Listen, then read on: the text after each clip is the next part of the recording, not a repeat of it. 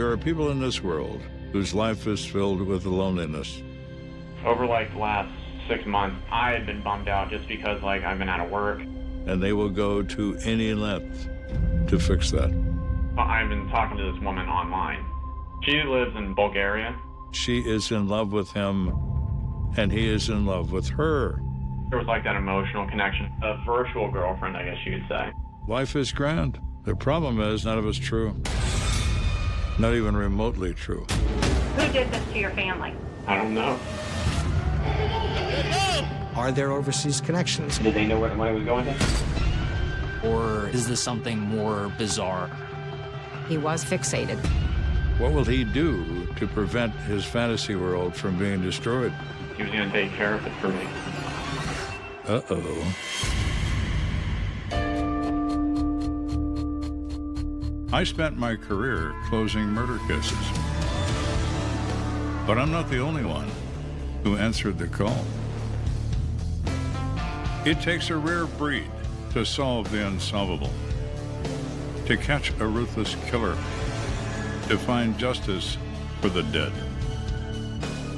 That's what it takes to be an American detective.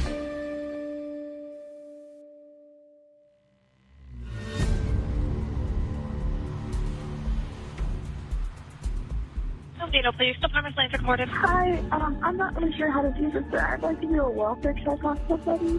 His name is Lt. Amato. We work together. He didn't show up for work today.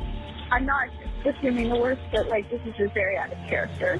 He hasn't missed a day in 5 years, so people become alarmed when the totally reliable Lt. Amato is not where he's supposed to be. Deputies from the Seminole County Sheriff's Department arrive at the family home. Deputy Sheriff doesn't get any response after making numerous attempts to try to alert anybody who's inside the house. Knocked on every window, every door. We gotta go around back this way. They've jimmied open the French doors with a pocket knife. 3513, we're gonna be clearing the residence. Sheriff's office! When they entered the home, the police, they found a pretty grisly scene with blood everywhere. And a dead body in the kitchen. And another body in another room. And a third dead body. We need backup, we need homicide detectives, we need crime scene people, we need everything. My name is Eva Marie Malteri, and I was an investigator at the Seminole County Sheriff's Office. Right out of high school, I became a nurse of 9 years, and then I had an opportunity to switch careers and go into law enforcement. I always had a lifelong dream of that. I really enjoyed the adrenaline and just being there for the families.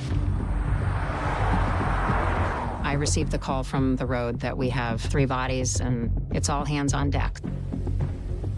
It definitely is a shock for the area. Chiliota is not a place that we go for homicides. Primary activities out there are horseback riding. Folks have target shooting in their backyard. It's very country. Detective Maltari arrives and is briefed by officers first on the scene. 3 members of this family are dead in this house. A common police expression for such a crime is a family wipeout. When you first enter a crime scene that magnitude with 3 bodies, you're observing everything. Crime scenes will speak to you if you listen. The difficulty is crime scenes only whisper, so you have to pay strict attention to what you're observing. In the kitchen, Maltari finds the body of the father, Chad Amato, age 59. I observed the male lying on his back. There was a lot of blood around him. He had 2 gunshot wounds to the head. He also had a gun holstered on his hip. That certainly stood out. It is unusual for someone to carry a weapon in their own home. However, they're obviously a gun enthusiast family. There were a number of firearms located. A shotgun, rifles, a number of pistols. The Amatos were avid gun folks. We noticed the gun on his hip didn't look like he attempted to take it out. The fact that it was not drawn indicates that Chad Amato didn't know that was coming. Whoever shot him did so from behind him. There's evidence of him having fallen at the sink. There was blood all over the kitchen. Blood was smeared on the ground. It appeared he was crawling away, but then he was shot in the back of the head a second time. It's an execution. There was a lunchbox around him. It appeared he had just come home from work. Multari notices chicken breasts on the kitchen counter that have been thawing. So we're getting ready for dinner when nobody's in any condition to eat.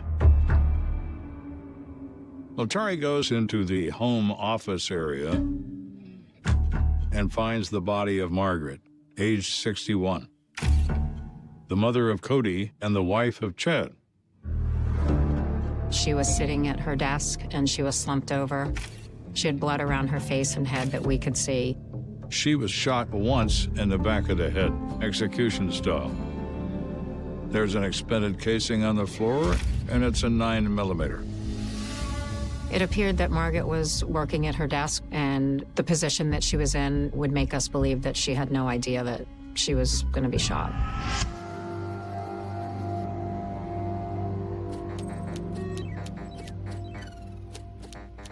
She is playing a computer game and having a glass of wine when somebody decides to blow her brains out. If she heard someone walking up to her from behind, she wouldn't be fearful. No one anticipates being murdered in their own home. Margaret never knew what hit her. Never knew. Finally, Multari turns her attention toward Cody, the 31-year-old nurse anesthetist that the co-workers initially called about. They found Cody in the entryway between the garage and the gym area. He was lying in a fetal position, wearing scrubs as if he was coming back home from work.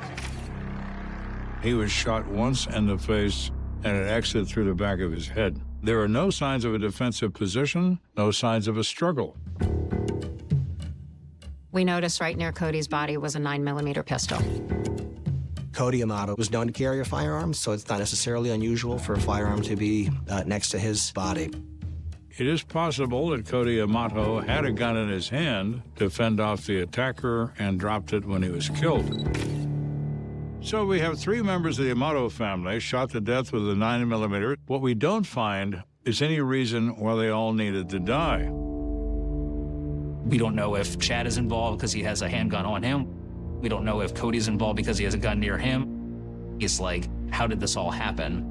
Once we saw the 3 bodies, obviously our first thing is to see if there was any forced entry, to see if anybody that the family did not know came in. There were no signs of forced entry. All the windows were closed, the doors were locked. There was nothing that appeared to be taken. Either this perpetrator is Houdini, or he was in the house with their permission. So that's when we determined it had to have been someone they knew. Who is that someone? We don't know. The uniformed officers contact Multari and explain that there is a woman present, Cody's girlfriend. It is likely that she's going to know a great deal about what's going on with his family. It's time to question her right away. Cody's girlfriend was very concerned, but she did not know that Cody was dead. We eventually had to tell her. She was very upset. She started telling us about Cody and that they met in nurse anesthetist school. Cody Amato was a very, very bright young man, very gregarious, kind, funny, outgoing. Everyone really liked Cody, and he was a very positive influence. Chad Amato was a pharmacist. He was successful, worked long hours, a family man, was always there for his boys. Margaret was also in the medical field. She loved horses. She loved the outdoors. She was a loving mother to her 3 kids. Multari learns there are 2 other sons in this family, a 29-year-old son named Grant and a 36-year-old son named Jason. Miltari asked the obvious question, is there anything going on in Cody's life that's causing him to be upset or frightened or angry? The girlfriend, she said, oh yeah, he has told me that there are many arguments going on in the household and it stresses him out. The girlfriend told me that Cody received a call the night before saying that there was a problem at the home and that he needed to leave work and come home and fix it. He said he had to go deal with some stupid bullshit with his family in a very angry tone. He storms off in an obvious state of distress, and that was the last time she saw him. So what can that tell you? Well, after determining that there was no forced entry, it did cross our mind that Cody killed his parents and then turned the gun on himself. could it be their own son? Yeah, it could. Detective Miltari is trying to determine what happened to this family, shot to death in their own home. Looking at the wound in his face, is it possible that Cody Amato became so distressed with his parents he killed them and then turned the gun on himself? We were trying to establish if it was a murder-suicide, but the injuries were not matching up to that. Cody's gunshot was to his upper cheek area. Normally, when we see suicide by gun, it's to the temple. Now, it's unlikely that Cody has a plastic arm. How does he turn a 4-inch barreled handgun perpendicular to his face and pull the trigger? It's not going to happen. It can't happen. And also, what happens with a very close-fired pistol is you'll get burn marks from the gunpowder. He didn't have that. This is not a self-inflicted wound. When Cody comes home, he opens that door, and now he's dead. Manner of death, homicide. Once we determined that it was probably not a murder-suicide, one thing that was suspicious to us, there was a gun on Chad Amato's waist. The holster is cross-draw. It's on backwards, requiring the gun to be pulled with the left hand. Chad Amato was right-handed, and the way the gun was positioned, it was opposite to how you would draw a pistol, and that just didn't make any sense. Further, this body, it's produced a massive amount of blood, but there is no blood on the holster. This gun, it's put there after the fact. It appeared that the crime scene had been staged. Whoever shot Chad puts a gun holstered on his belt in an attempt to make it look like he was armed and was unable to draw this gun in defense of himself. And then the gun was placed next to Cody to make it look as if he shot himself, to create an atmosphere of murder-suicide and doing the absolutely impossibly worst job of it. You think, well, who is the stupid son of a bitch who did this? So the next step is Miltari is going to go speak to the coroner to determine the outcome of the autopsies. But the coroner notices something interesting about Chad Amato's body that Miltari did not notice at the scene. All of his fingers were covered in blood except for one, and that would have been the right index finger. That was very, very clean. In the vision of the coroner, that someone had taken that dead hand and carefully cleaned the right index finger. That was very odd. What would be the purpose of that? The ballistics people and the police laboratory examined the handguns found near the bodies. None of the firearms that were found in the house were a match. A different firearm was used for the homicides. So we never found the murder weapon on scene. The killer is still armed, which makes him exceedingly dangerous. At this point, we were still trying to rule out who could have did this. We needed to talk to the other family members that are still around. Cody said this was all about the bullshit with his family. But there are 2 other members of this family that so far are unaccounted for. The 2 other members are Grant Amato and Jason Amato. Grant did live in the home with the family. We don't know what happened to Grant. If he was a victim and escaped, saw something. Jason Amato is Margaret's son from a previous relationship. Raised as a child by the father, even though not a natural child, still a part of the family. Jason was more of an outsider, it appeared. He was one that just stuck to his own life. Stepchildren are often the source of difficulty in families. So we'll begin with him. They find Jason where he lives. They make contact. They inform him what's happened. Investigators pay close attention to his reactions. He was completely shocked. He was devastated. Those kinds of emotions are very difficult to fake. As an explanation for his whereabouts the prior evening, that is ironclad. Jason didn't do this. Further, they inquire with Jason, what can you tell us about Grant? Cody and Grant were very close. From all accounts, Grant looked up to Cody quite a bit, emulated him, hung out with him all the time.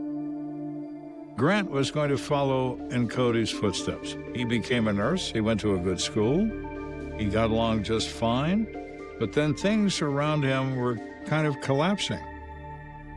Jason Amato shared with the sheriff's office that there was, in fact, family strife with regard to Grant. Orlando Police, just the lines recorded.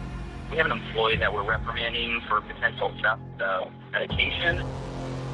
He was working in 2018 for a local hospital here as a nurse and had gotten in trouble for essentially overdosing his patients.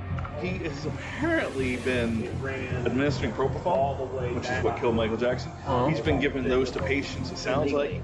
Yeah, non-prescribed. When he spoke to the Orlando Police Department, he had indicated that he didn't agree with the doctor's prescribed amounts and was taking it upon himself to give these patients relief from their ailments. Grant was someone who is right all the time, knows more than other people, and is smarter than other people. In the state of Florida, when you are giving an excessive amount of medication to a patient, it's considered theft and also medical negligence. Orange County dropped those charges, but he lost his job as a result. After Grant had the legal troubles, he started to spiral downward. He was very depressed, and he would find himself at home, just in his bedroom, gaming a lot on the computer.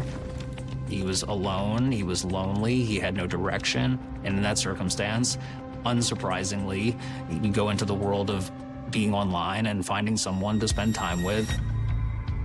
Jason is aware that Grant now has a girlfriend and that they met online and that he is a much happier person than he's been in the recent past.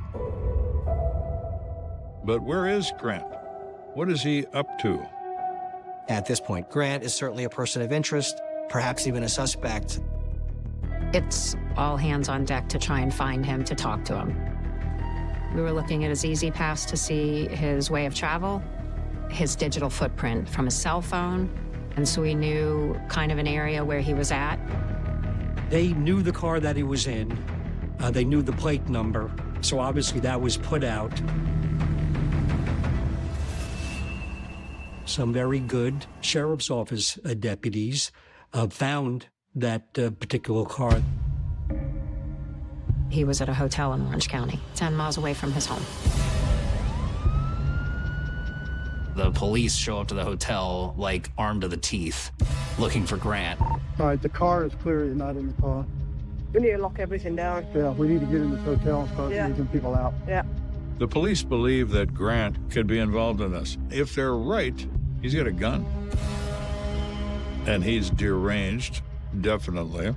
It makes him pretty dangerous. So they're going to take precautions when they approach him. First here at 23, we're going to shut down the hallway. Yeah, both ends of it. The first thing you hear is a bunch of snaps being unsnapped, which is everybody's holsters. Can you do me a favor? Call the other rooms, not that room. Make sure no one calls that room and start saying, hey, you need to come out of the room and come downstairs. Drywall doesn't stop bullets.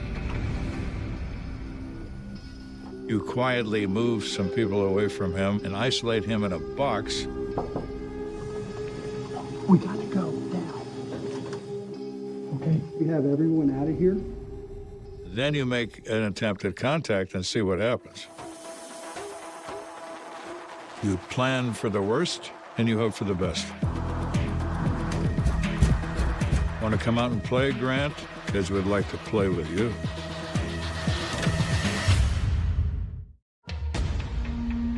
To knock on a door and wonder if it's going to end up in gunfire is an activity that focuses the mind.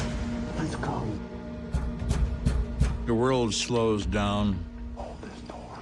Noise around you stops.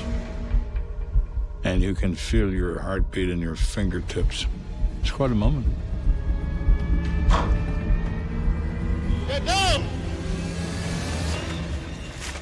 I'm going to make sure no weapons. Yep. The door opens, and it's not Godzilla. It's not even a Mothra.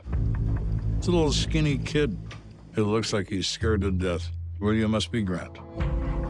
He's in his nursing uniform and unarmed. He's completely compliant with them. I mean, I have my like duffel bag and whatnot in there if you guys want to check that. We search the room, we find no gun, no anything. You're being cooperative, sir. We appreciate that. Some Seminole County detectives want to talk to you. When Grant is apprehended at the hotel, he is not charged. I tell him that his family's dead, and he voluntarily went to the Seminole County Sheriff's Office. The forensic team has stayed behind to search the car while Detective Militari and her partners sit down with Grant. Hi, I'm Eva. Hi. How are you? I'm here. So we just want to talk to you a little bit, and we'll get this in and out, be on our way. Okay? They both know that there's no concrete evidence that ties him to this offense. They need something from him. What do you like to do? What do I like to do? I like to watch anime. Me and my brother kind of started doing that back 5 years ago. In the beginning, we're just trying to build a rapport with him. You speak Japanese? I was going to say, do you understand? I don't. I understand a few words. Grant was not shy to answer any questions. We actually just got like a virtual reality headset thingy for like the computer. That was kind of fun. This isn't normal for knowing that your family's dead, that you're talking to us this calmly and telling us about the things you're interested in. A number of years ago, like me and my brother were actually like gun enthusiasts. We would go like clay shooting. We just kept running with it, hoping that he would open up to us. Over like the last 6 months, I had been bummed out just because like I've been out of work. My dad would like make me feel guilty to that. Grant said he was close with his mother, but him and his father had a lot of tension. My dad's the Leo type A, definitely very overbearing, but he would always rationalize that he's just trying to like secure our future. When was the last time that you and your dad did have, you know, a heated conversation? It would be Thursday? Grant explains the night of the murders, he got in a horrible screaming match with his father. He was yelling at me to pack my up and just get out of the house. Grant says he left, drove around for most of the night, and wound up sleeping in his car. When you left your house, everybody was fine. Yeah, everything was fine. He explains to the investigators that the next morning he drives back to his house. I saw like a news van, and then there might have been like a cop car there. So I left. He decides to turn around and go the other way, which is just very odd. A normal person would drive there, talk to the cops, do whatever you can to get down to the bottom of what happened at your home. And then what? I searched for like top stories, Chuliota or something like that. And found what? And then I saw that there was shooting. Well, what was your thoughts when you reviewed that story? I was freaking out, and I didn't know what to do. Grant says that he becomes frightened by this and decides to get a hotel room. What? Grant is telling these detectives a story that would insult a 3-year-old. So what do you think happened? I don't know what happened. He's obviously lying, and he's getting more agitated now that we keep questioning him about it. So they ask him, you say you had a heated argument with your father. Why did he say he needed to go? What was his reasoning? Over the past 4 months or something like that. I've been talking to this woman online. Grant indicates that him and his father get into an argument about his girlfriend. Grant says that he completely disapproves of my girlfriend, Sylvie. Where's she at? She lives in Bulgaria. Where? Bulgaria. Bulgaria, you say?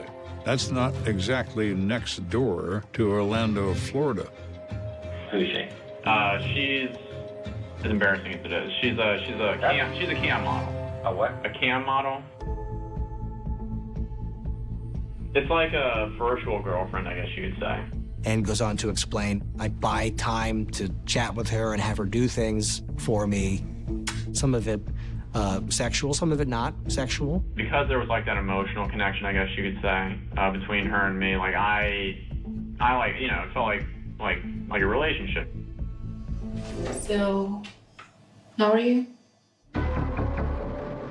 He was telling us that it was his girlfriend and that he was in love with her and she was in love with him. I mean, how true can that be? You're paying her for your time. That's not a true relationship, but that's what he believed. Don't say to me, I can't possibly love this girl, because I do. He is holding on to sanity by a thread. What happens if somebody cuts the thread?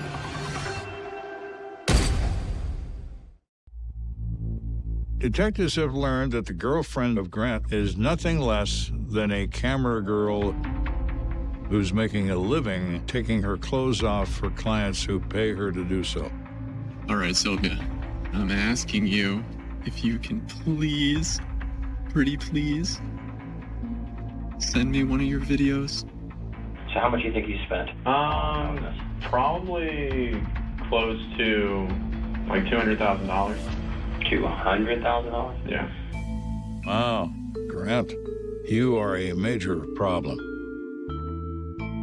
To spend that much money on someone you don't even know, I was completely shocked.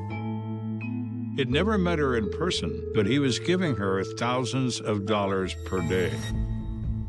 He was buying her a variety of gifts, lingerie and sex toys and all kinds of things. He's told Sylvie that he's very wealthy, he drives a BMW, that he's a very successful Twitch gamer. Nice. And just has a great life. Grant is living in a fantasy world. In reality, he's a little jerk that lives with his parents and is unemployed. And where'd the money come from? Money came from me, my brother, and then my dad. Did they know where the money was going to? They didn't know that it was going to a cam model. These suspicious charges kept popping up, and for a while, Grant was explaining that it was part of his Twitch gaming profile. And then the amounts just were out of control. That's kind of how they figured out something was going on. He was stealing tens of thousands of dollars from his father and Cody. Instead of involving the police, the Amatos, because they love their son, decided to try to handle it as a family unit. My father chose to admit me to a depression or an addiction clinic or something like that in Fort Lauderdale. They decide that they're going to take him away from social media, computers, and they take away his cell phone and take away it all. Now, the problem there is that this was a unique type of addiction that required unique care. That rehab facility was not tailored to that specific type of addiction. So their final diagnosis of you was what? That I was fine. He's supposed to be there for 6 to 8 weeks. And in the second week, his mother shows up and takes him out. And when I came back, my dad, he had this list of all the rules.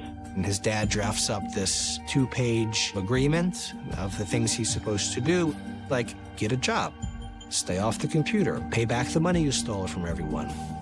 And one of the stipulations was that if you speak to this woman again, you're out of the house. I'm kicking you out.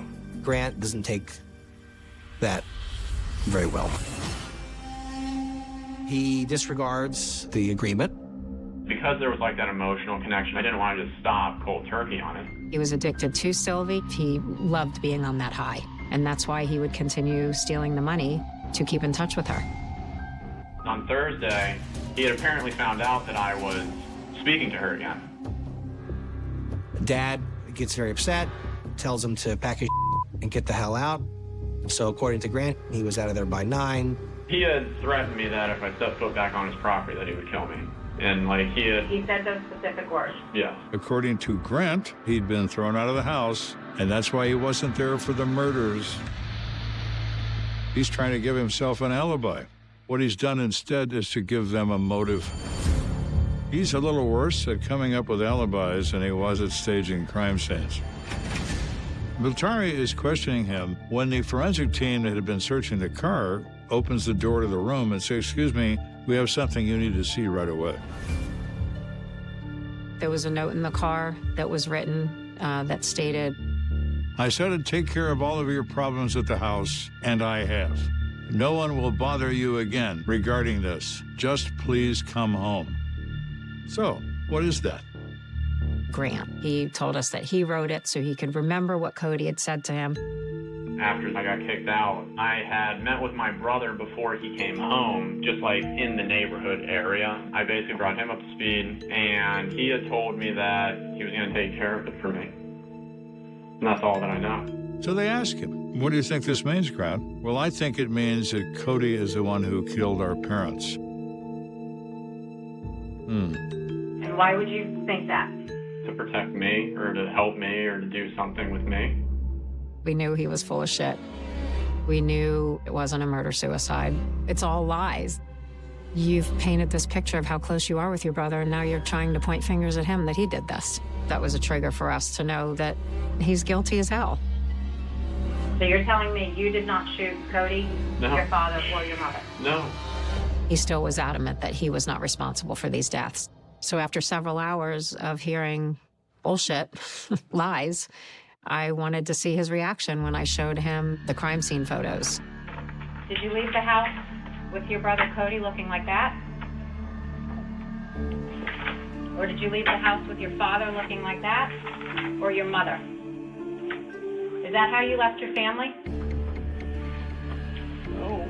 He's completely detached. There's no emotion. And then when there is emotion, it's a fake cry. I didn't do any of this. You could see right through him. If you were the one that's been depressed, you were the one that owes money, you were the one that got into a confrontation with your father, who did this to your family? I mean, I don't know, like, what more I can say. He is a sociopath. Eyes like a shark. Nothing. No feelings. No anything. Detectives try one last tactic. To send Jason in alone and speak to his baby brother. We were hoping Jason would get through to him to give us some type of answer. I'm going to ask you plain out. You are not part of it anyway. No. Things aren't adding up. I'm really confused, Grant. Jason, he's very emotional. He doesn't know what to think. He doesn't understand how it led up to this point. I need you to be honest with me, man. He was just trying to be consoling and being a loving brother. Just again, to try to build that rapport for Grant to open up to him. I don't know. I don't have the answers. And he never did. You already made the decision on whether or not they can live or not. That's not your job. All right, I'm ready.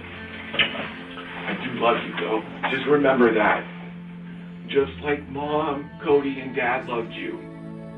I was frustrated. I knew he wasn't going to break. It's an attempt, and a reasonable one, that might work, except it didn't.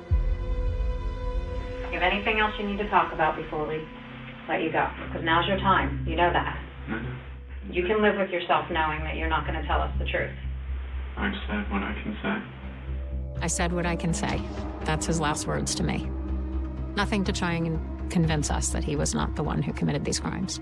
Grant Amato is as guilty as the day is long, but they are forced to say the dreaded words, "Thank you for coming in, you're free to go." It's the last thing you want to do, because you never know if he's going to find a way to make himself disappear.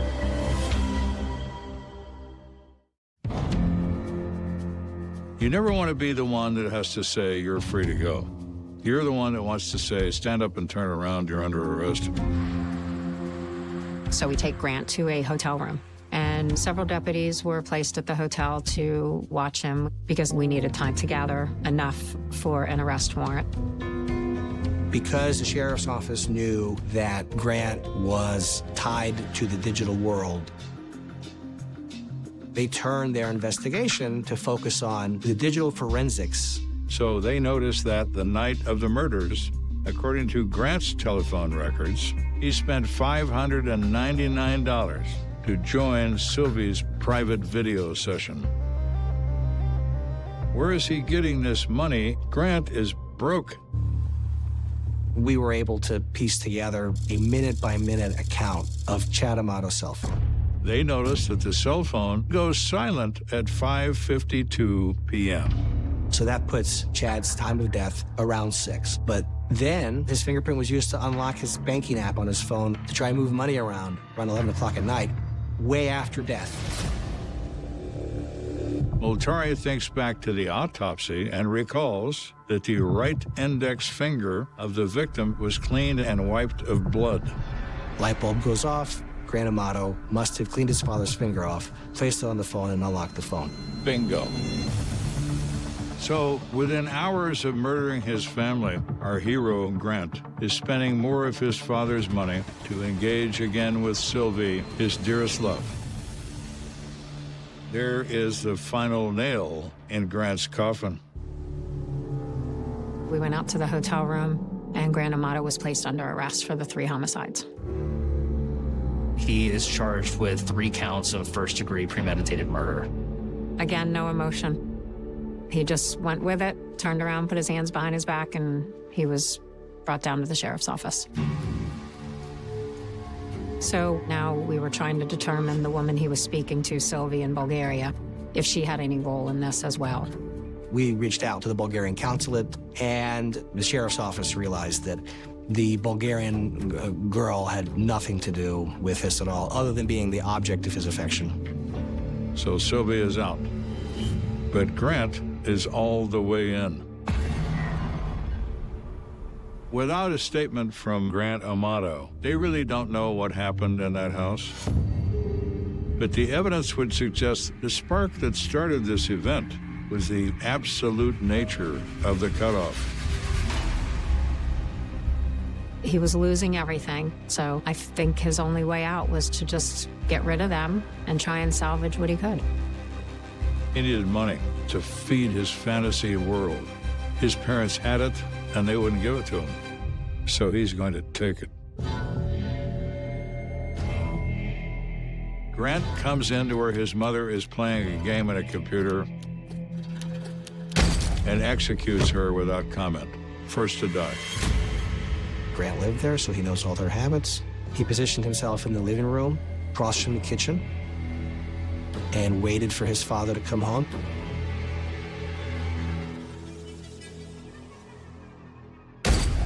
Bullet goes in the back of Chad Amato's head. He falls to the ground. He's crawling on the floor. Grant walks over top of him, puts the second bullet in the back of his head.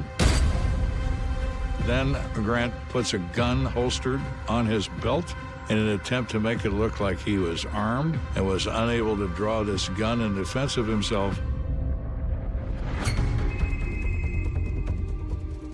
Grant makes a phone call to his brother Cody to lure him home.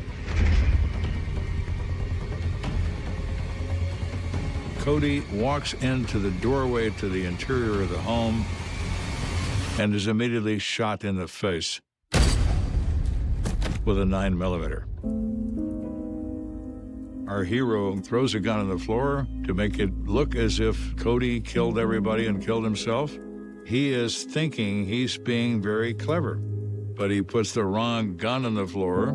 It's not the murder weapon. He is an idiot.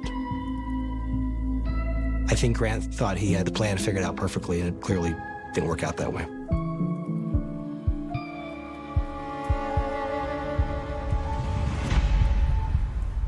Just a few months after the murders, on July 15th of 2019, Grant Amato's trial begins. Grant's emotion in the courtroom was very distant, very cold. He just pretty much sat there.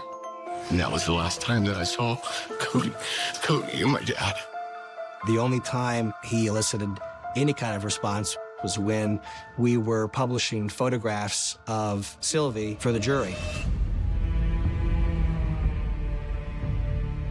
He perked up, was transfixed, and hyper-focused on her. Grant Amato, you've been found guilty for killing both your mother, your father, and your brother. I would sentence you to life imprisonment without any possibility of parole. God have mercy on your soul. When I learned that he was found guilty, that's when I knew me and my team did a good job. The reaction for Grant was no real reaction, just same old flatline Grant Amato. You can't understand people like this. There is no understanding. They do what they do. Grant focused on imaginary love and the imaginary life because he couldn't face reality. Because there was no woman in this country that was going to love him except his own mother. And he put a bullet in her head. You give life, and sometimes that life takes yours. On the next American Detective. So what happened to my parents? There was a curse on the business. She have all these ledgers, all these names. What happens if we don't pay you? It's not gonna be a nice thing. Do not with us, or this is going to happen to you, only worse. The story of 19-year-old Brittany McGlone begins in the modest, tight-knit community of Winnsboro, Texas, a place where the geography of interpersonal relationships is as clearly mapped as the county roads. In such a town, every reputation is public knowledge, and every movement is observed, making the tragedy that befell Brittany on the 4th of May, 2007, all the more jarring to the local consciousness. Brittany, a young woman known for her diligence, was balancing an overnight shift at a distribution center with a second job at a discount retailer, all with the focused ambition of saving for nursing school.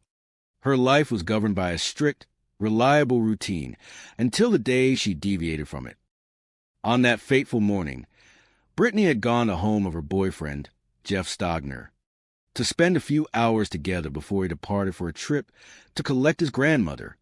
Jeff lived with his family in a small, single-story house, and when he and his stepfather left for the trip, they believed Brittany to be safe and resting inside.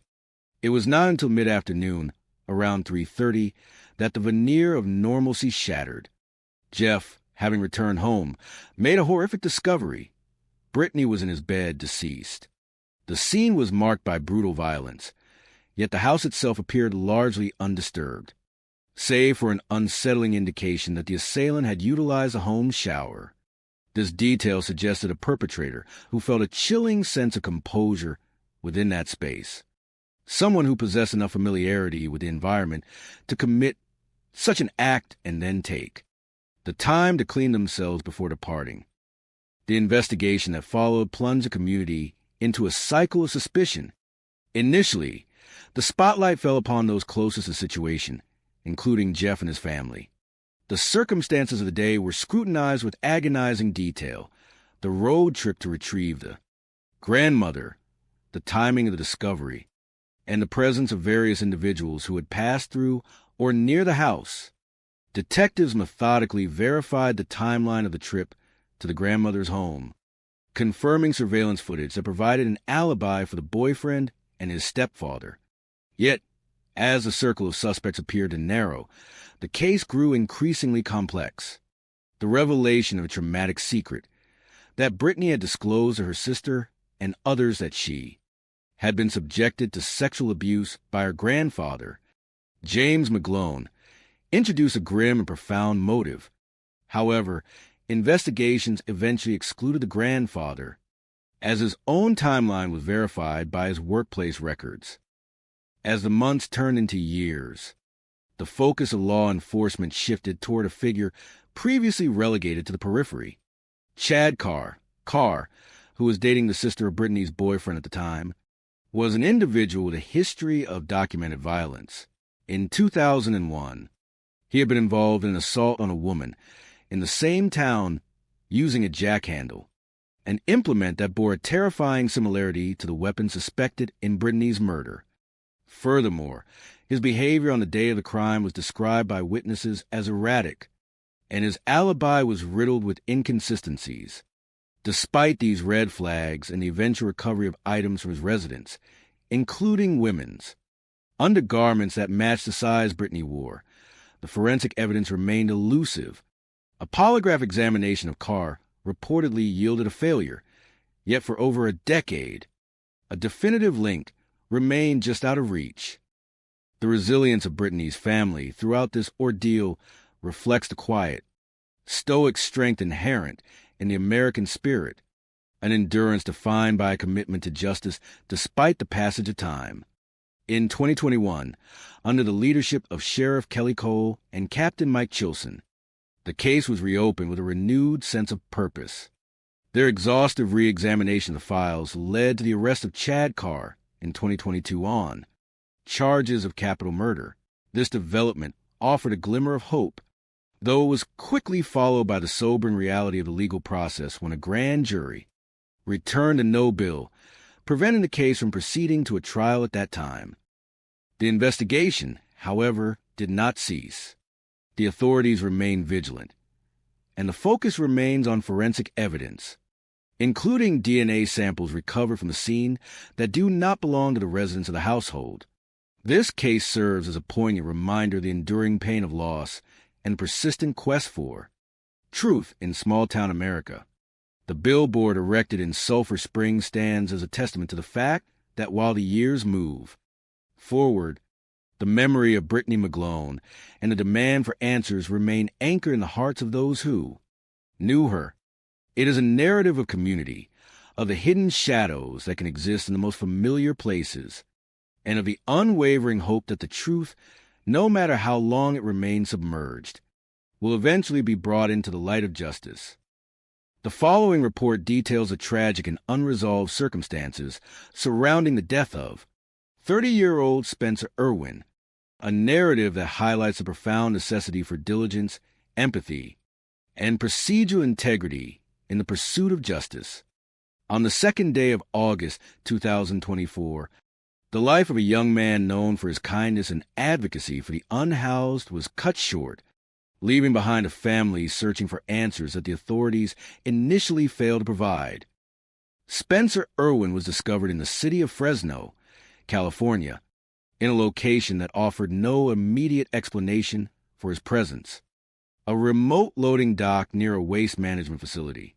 When law enforcement officers from the Fresno Police Department arrived at the scene, they encountered a man who was deceased, unclothed, and surrounded by discarded debris. Based on an initial assessment that lacked a comprehensive forensic investigation, the authorities concluded that Spencer had succumbed to a drug overdose. This snap judgment, made without the collection of physical evidence or a rigorous scene analysis, set a distressing tone for the months that followed. Kelly Irwin, Spencer's mother, immediately sensed that the narrative provided by the coroner's office was incongruent with the son. She knew, while Kelly was transparent about Spencer's struggles with alcohol use and his history of seeking recovery, she adamantly rejected the premise that he was a victim of a drug overdose. She knew his character, his habits, and his genuine desire to overcome his challenges. Despite her desperate pleas for a formal autopsy, the Fresno County Sheriff Coroner's Office opted against one, citing a lack of perceived necessity. The body was subsequently cremated, effectively closing the door on the possibility of a definitive forensic determination of death. As the days turned into weeks, the inconsistencies in the official account became increasingly glaring. When the toxicology report was finally released in late September of 2024, it did not confirm an overdose. Instead, the results showed low levels of alcohol and non-lethal concentrations of therapeutic medications. The coroner ultimately ruled the manner of death as natural and the cause as probable sudden cardiac death, a conclusion that Kelly found deeply unsatisfying. How could a man who reportedly suffered a cardiac event be found naked at a loading dock far from his residence? The absence of a thorough investigation meant that this question, along with many others, would remain unanswered. Driven by a mother's love and an unwavering commitment to the truth, Kelly Irwin began conducting her own investigation. She traced Spencer's final movements, mapped his potential routes, and sought out surveillance footage that the police had allegedly ignored. Through her tireless efforts, she discovered a video from a nearby business showing a white Kia Soul entering the loading dock area on the night of July 29, 2024. The vehicle, which remained out of sight for approximately 15 minutes, sparked questions about potential foul play that the initial response had failed to address. Furthermore, the investigation revealed the presence of an individual named Angel Gonzalez, whom Spencer had been helping. Angel was found in Spencer's apartment by his landlord shortly after Spencer's disappearance, a detail that Kelly felt required immediate and rigorous police follow-up. Despite providing this information and other potential leads, including evidence regarding a neighbor named Tyler who was allegedly involved in the theft of Spencer's belongings, Kelly felt her efforts were met with dismissal rather than cooperation. She described a process that felt more like gaslighting, where officials seemed more interested in reinforcing their initial, unsubstantiated conclusions and in uncovering the reality of what occurred. The tragedy of Spencer Irwin's death is compounded by the lack of humanity shown to him in his final moments. Witnesses who were near the loading dock that morning noted that officers appeared immediately dismissive, labeling him as just another transient who had overdosed.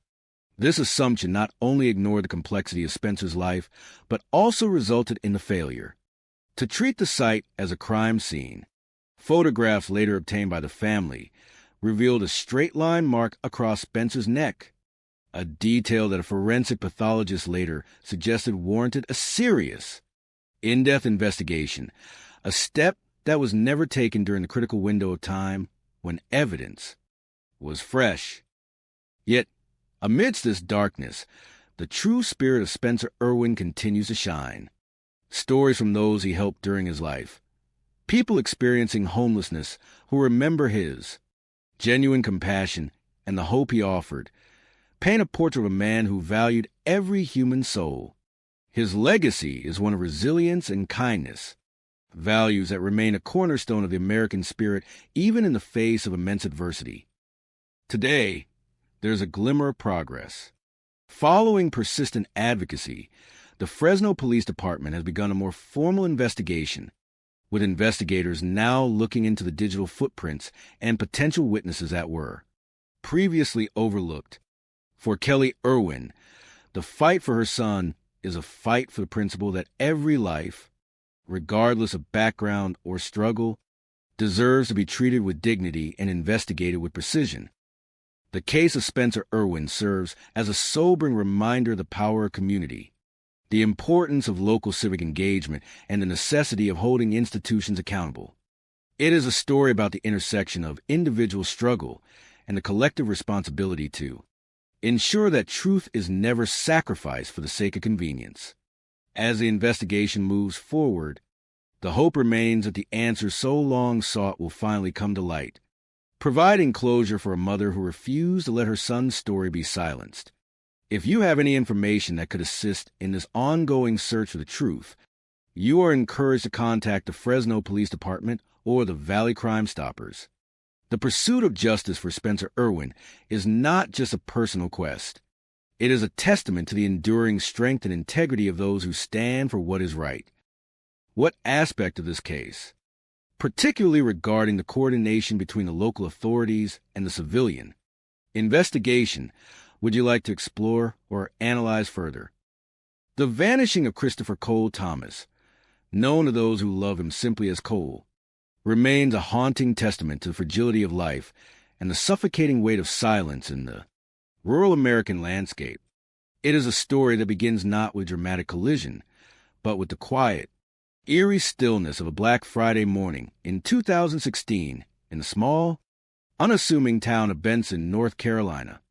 As the nation prepared for the consumption-driven fervor of the holiday season, 22-year-old Cole, a bright young man from Florida with dreams of a medical career and a heart deeply connected to his, Family found himself in a circumstance that defied every expectation his loved ones held for him. He was a son, a brother, and a student who had momentarily stepped off the traditional path to gain life experience and earn his way, only to find himself entangled in a web of decisions from which, it seems, he could not escape. The narrative provided by his companions that night, Julian Valles Jr. and Jeremy Carpenter, was one of sudden, inexplicable panic. They claimed that while driving through darkness, Cole, seized by a sense of paranoia, abandoned their vehicle and vanished into the night. It is a narrative that shifts, fractures, and bends under the slightest scrutiny, revealing the discomforting truth that when individuals are burdened by secrets, their stories rarely remain consistent. For the residents of towns like Benson, where the rhythm of life is usually dictated by the change of seasons and the steady heartbeat of community, the disappearance of a young man, a visitor from another state, is a chilling disruption. It forces a community to confront the reality that while they may live in peace, the shadows of the outside world, specifically the devastating reach of the illicit drug trade, can find their way onto their quiet streets. The tragedy of this case is deepened by the profound silence that initially followed the event. For days, the people who were supposed to be Cole's work associates remained silent, withholding the truth from his parents, Chris and Kathy, until the inevitable call from law enforcement forced the reality to the surface. It is a testament to the resilience of a parent's love that Chris and Kathy, upon receiving the news that their son had disappeared into an unknown darkness, did not succumb to despair. Instead, they transformed their grief into a tireless, years-long pursuit of truth. They became fixtures in the landscape of the investigation, bringing with them a grit and determination that characterizes the very best of the American spirit, a refusal to let a loved one be forgotten or left behind in the dark. As investigators, including the dedicated personnel at the Benson Police Department, began to piece together the fragments of that night, they moved past the initial, simplified accounts. Through the application of modern forensic technology, the mapping of digital footprints, and the persistent analysis of surveillance footage, a more complex and troubling picture began to emerge. It was not merely a story of a young man running away.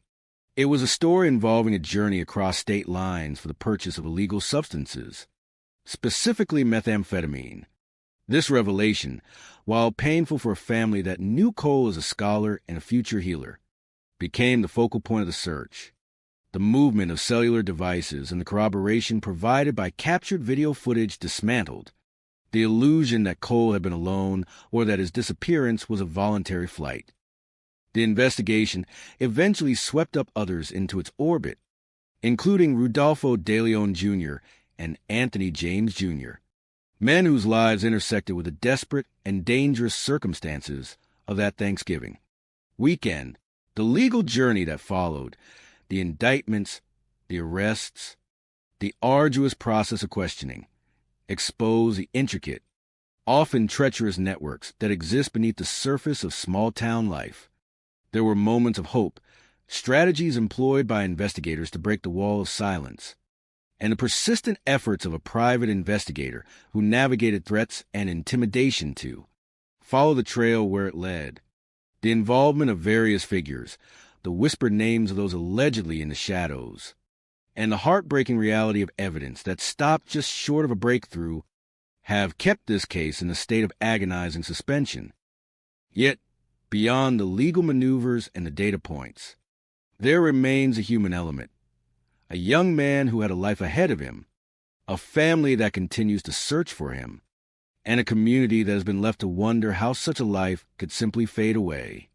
The death of Jeremy Carpenter in 2024 closed one chapter of the investigation, leaving behind questions that will now never be answered in this life. But the case of Christopher Cole Thomas is far from closed.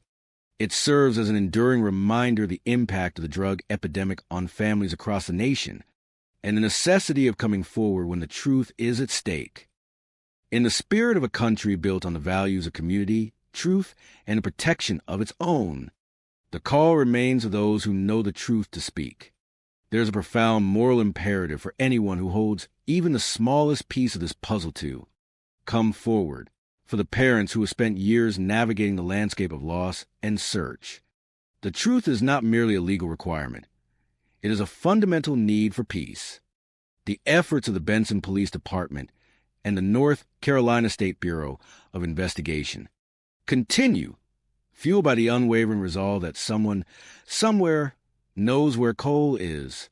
As we reflect on this story, we are reminded that true strength lies in the courage to acknowledge the darkness and the persistence to seek the light, ensuring that no one is left to vanish without a witness, and no truth is buried forever.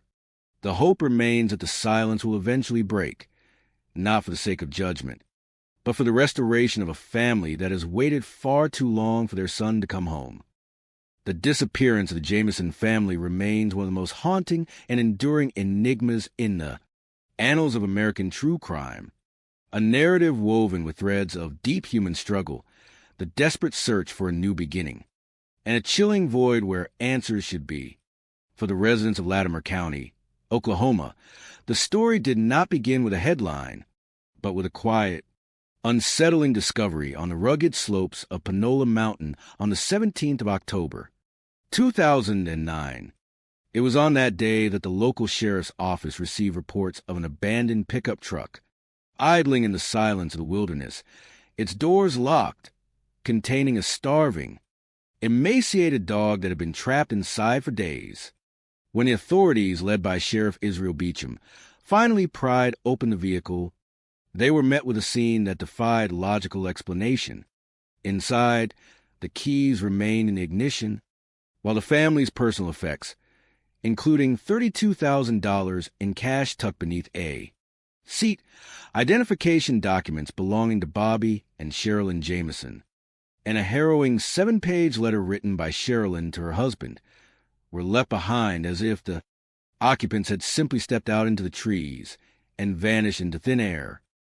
The letter found within the vehicle serves as a devastating window into fractured interior life of the Jamisons. In it, Sherilyn speaks of truth, shame, and a marriage pushed to the brink of collapse by addiction, financial ruin, and the weight of deep emotional scars. She writes of a husband who had become unrecognizable to her, of a home filled with fear and animosity, and of a desperate hope for her daughter, Madison. For investigators and those who study this case today, the document presents a dizzying array of potential motives, ranging from a domestic tragedy of the highest order to something far more cryptic. Yet, the physical evidence tells a story of intent. The Jamisons were not casual wanderers. They were individuals seeking to escape the grid, searching for 40 acres of land to call their own, a sanctuary where they could homeschool 6-year-old Madison and live in harmony with the natural world. The final photograph of Madison, taken by her parents on the 8th of October at 2:51 in the afternoon, captures a candid moment in the woods, a fleeting glimpse of a young girl before she and her parents disappeared from the face of the earth. The search that followed spanned weeks and months, carving paths through the dense, unforgiving terrain of Smokestack Hollow. Despite the mobilization of resources and the tireless efforts of search parties battling muddy, treacherous conditions, the mountain yielded no secrets. It was not until 4 years later, in November of 2013, that the story reached its tragic, if incomplete, conclusion. A local hunter, while traversing the brush, discovered the remains of the family just 2.5 miles from where their truck had been. Recovered, the revelation that the family had been so close to their vehicle, yet remained hidden in the deep, rugged thicket for years, shattered the hopes of many who prayed for a different outcome with the discovery of their remains. The theories shifted from a search for the living to a grim debate over the cause of their death. Official reports listed the deaths as undetermined, leaving the public to grapple with the haunting reality that if the Jamisons were the victims of foul play, their assailant may still be at large. When examining the life of the Jamison family, it is impossible to ignore the weight of the challenges they carried.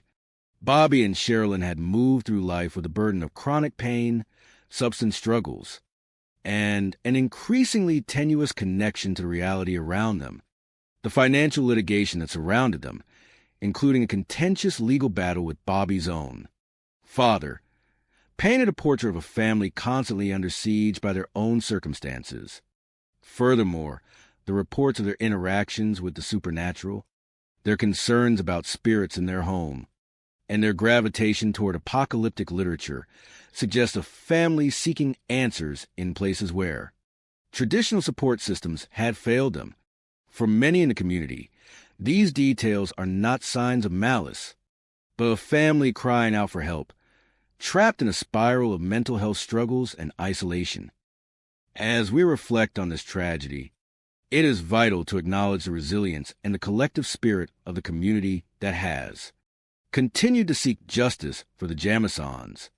The case is a stark reminder of the importance of vigilance and the need for a society that supports its members before they reach such desperate crossroads. The wilderness of the American landscape is a place of profound beauty, but it is also a place that can hold the secrets of those who are lost. While the questions surrounding the final moments of Bobby, Sherilyn, and Madison remain unanswered, the story of their life and their quest for a fresh start continues to resonate. It is a plea for clarity, a testament to the fragility of human existence, and an enduring challenge for those who seek the truth. As long as these questions linger in the cool, mountain air of Oklahoma, the memory of the Jamison family serves as a silent vigil, reminding us all of the profound necessity of community, understanding, and the relentless pursuit of justice for those who can no longer speak for themselves. The legacy of their story is one that encourages us to look closer, to listen more carefully, and to never lose sight of the humanity that binds us all together, even in the darkest of valleys. The narrative of Susie Yeager is one that strikes at the very core of the American spirit, a haunting intersection of profound innocence lost to the shadow of malice and a mother's relentless, agonizing pursuit of truth. It is a story that requires us to walk carefully through the rugged, serene landscapes of Montana, where, in the summer of 1973, the promise of family adventure was shattered within the confines of a canvas tent. As we recount this chronicle, we do so with the utmost reverence for the Yeager family, whose resilience under the weight of an unimaginable burden stands as a testament to the endurance of the human heart. The setting was the Headwaters State Park, a place where the American landscape invites families to reconnect with the rhythms of nature. For 12-year-old Heidi Yeager and her 7-year-old sister Susie, the night of June 25, 1973, began in the quiet sanctuary of a tent shared with her siblings. It was just after 5 a.m. when Heidi awoke to an unnatural breeze on the back of her head. In the pitch-black darkness, the realization struck with the force of physical blow. The back of the tent had been sliced open, and her little sister was gone. What followed was a frantic, desperate search by parents Bill and Marietta Yeager, a scene that would shift from a night of confusion to a lifetime of searching for answers. The discovery of Susie's stuffed animals discarded in the grass near the gash in the tent remains. One of the most chilling images of that morning, a silent herald of a tragedy that would eventually unravel a web of dark secrets. As law enforcement, including the Gallatin County Sheriff's Office and the Federal Bureau of Investigation, swarmed the campsite, the weight of the investigation began to take shape. It was during these initial, agonizing hours that a connection to the past emerged, casting a long shadow over the park. Authorities confirmed that 5 years earlier, in May of 1968, another 12-year-old boy, Michael Rainey, had been attacked while sleeping in his tent at that same location. This was no longer just a missing person case. It was a dark pattern, a sinister echo in the mountain air that suggested a predator had been haunting these woods, waiting for the cover of darkness to strike.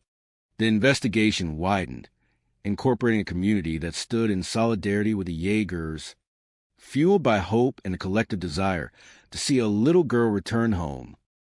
However, the case took a disturbing turn when the kidnapper, began to reach out.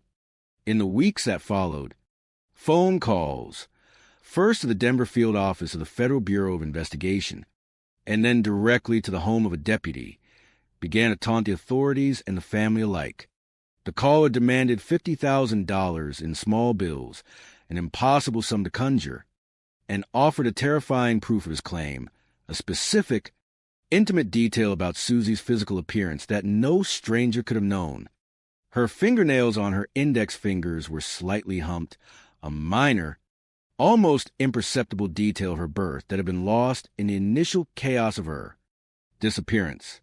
This reveal shattered the peace of the Yeager household, turning their home into a nerve center of anxiety and anticipation, with a tape recorder always at the ready.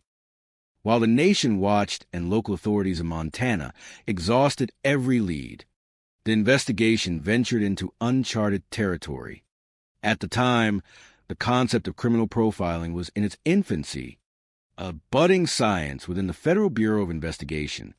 Agent Pete Dunbar, driven by a desperation to solve the unsolvable, took the details of the case to Quantico, Virginia, where experts in psychological behavior began to construct a profile of the perpetrator. They painted a picture of a man in his 20s, intelligent yet socially isolated, likely with a history of violence and a proclivity for inserting himself into the very investigations he had spawned. It was a radical approach, one met with skepticism by local officers who relied on the cold, hard science of the polygraph, a test that, unfortunately, the eventual perpetrator would pass, shielding him from early detection. The resolution, if such a term can ever be applied to such a profound loss, arrived in February of 1974. Deputies discovered an abandoned ranch, a place that held the grim remains of both the missing 19-year-old Sandy Dickman and the tragic echoes of Susie Yeager. The discovery of bones, reduced to ash in a burned pile, confirmed the family's worst fears, while simultaneously drawing a direct line to David Meyerhofer, a local carpenter and former Marine whose name had surfaced early in the investigations. Meyerhofer, who had been a persistent presence in the local cafe, asking questions and even providing tips to police, was the very embodiment of the predator hiding in plain sight. Upon his arrest and subsequent confession, Meyerhofer laid bare a legacy of horror that extended far beyond the immediate tragedy of Susie and Sandy. He confessed to the murders of Michael Rainey in 1968 and Bernie Pullman in 1967, revealing a life punctuated by cold, calculated violence. Yet, even in the wake of these admissions, questions remained, riddles of fractured mind that refused to offer clarity. The victimhood of so many others, hinted at by the collection of personal items, lipstick, blouses, and jewelry found within his home, remains a haunting reminder of the lives that may have been cut short in the silence of the Montana wilderness. Marietta Yeager's journey from the agony of loss to a place of profound, radical grace serves as a final, enduring chapter of the story. Despite the overwhelming nature of the evil she encountered, she chose a path of forgiveness, becoming a vocal advocate against the death penalty and a beacon of hope for those navigating the darkest of circumstances. Her life stands as a testament to the American capacity for resilience, proving that even when faced with the most formidable darkness, the human spirit can choose to foster light, healing, and an unyielding commitment to the dignity of all human beings. Her story, and that of her daughter Susie, is not merely a record of crime, but a solemn reminder to hold our loved ones close, to cherish the quiet beauty of our daily lives, and to remember that even in the wake of the unthinkable, there exists a potential for profound courage and redemption. They arrested Cornhart at the firehouse. We matched his fingerprints to the cellophane on the matches left at the scene 16 years later. Karen thought she could just move on. She was wrong. She finally pleaded guilty and testified. She was a murderer, too. She may not have been there when the trigger was pulled, but she was the architect of the whole mess. In June 2010, Almost 20 years later, James Cornhart and Steve Mueller were sentenced to life in prison. Karen received 20 years. A tragedy, a complete waste of a good man's life for greed. You look at a man like Danny Coleman, a kind soul, totally blindsided by the person he trusted most. That is what sticks with you. That is what keeps you awake at night. You have to be kidding me. Humans are strange creatures. They kill for the most ridiculous reasons you could possibly imagine. And when a body is found in a burning vehicle, a cloud of suspicion rises from the flames. And I tell you, it is never just an accident.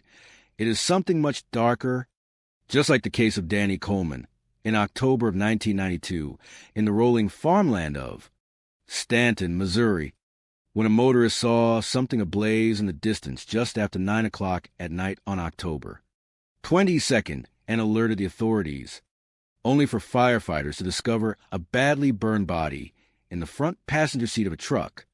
And the scene was a mess. The fire had consumed almost everything, leaving only a frame and a few personal items like a gold chain, a ring, a watch, and a belt buckle with a hunting group logo, plus a metallic rod in one of the legs which would become a key piece of evidence. And I was called in at 9:40 at night. And we had to start from the inside and work our way out because the truck's license plates were removed to delay identification. But the criminals forgot about the vehicle identification number etched into the frame, which led us straight to Karen and Danny Coleman in St. Louis. And when we arrived at their home at 2:30 in the morning, Danny's wife Karen and their 18-year-old son Joby did not know where he was. And identifying those personal items as Danny's was a moment of pure heartbreak. But it was just the beginning of a twisted plot. You see, Danny was a kind, straight-laced guy, a mechanical engineer who taught children how to handle guns, a man who walked with a limp because of a motorcycle accident in 1971. And he loved his wife, Karen. But Karen was living a double life, deep into drugs like cocaine and methamphetamines, and having several extramarital affairs. And when we first looked at the family, there were no red flags. It seemed like an average couple. But the autopsy by Dr. Mary Case revealed the truth. This was a homicide, a blunt force trauma, and a shooting. Even though it took years to piece together, you have to be kidding me, it was a conspiracy that would not break until years later, in 1999, when an inmate shared a deathbed confession from Larry Nolan, who had died in prison. Larry was in love with Karen. She had seduced him during prison visits and asked him for a favor, a hit on her husband for $50,000 in life insurance money, and Larry, the man who wanted to be with her, orchestrated it. He hired his friend James Cornhart, who was a local firefighter, and James recruited Stephen Mueller and a mysterious man named Dozer, and they lured Danny to a vacant house under the guise of talking about Karen's infidelity.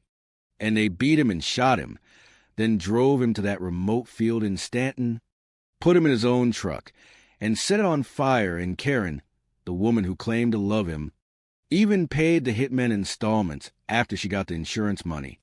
And when we finally caught them in 2008, after years of hard work, after finding the fingerprint on the cellophane wrapper that sat in a locker for 16 years, and after hearing the recorded phone calls of James Cornhart trying to dispose of the silencer, we got the truth. Karen finally confessed. She had been using Larry's feelings for her to get her husband killed, and she pleaded guilty to avoid a trial, receiving 20 years, while James and Stephen were sentenced to life in prison. And I tell you, it was a cold, calculated crime for money. It disgusts me how a person can discard someone they built a life with for a promise of cash. And while Danny's memory lives on, the sting of that betrayal is something you never really get over. It is a reminder that the person sitting across the dinner table from you might be the most dangerous person you ever meet. Human beings are strange creatures. They kill for the most ridiculous reasons you can imagine. My. You see, I tell you, when you spend your life looking at the darkness in the human soul, you learn one thing above all. greed, and betrayal are the oldest stories in the book. This story starts in Stanton, Missouri, on October 22nd, 1992. A quiet night, or so it seemed, until a motorist saw a blaze in the distance. When the firefighters arrived, they found a vehicle, and inside, a body.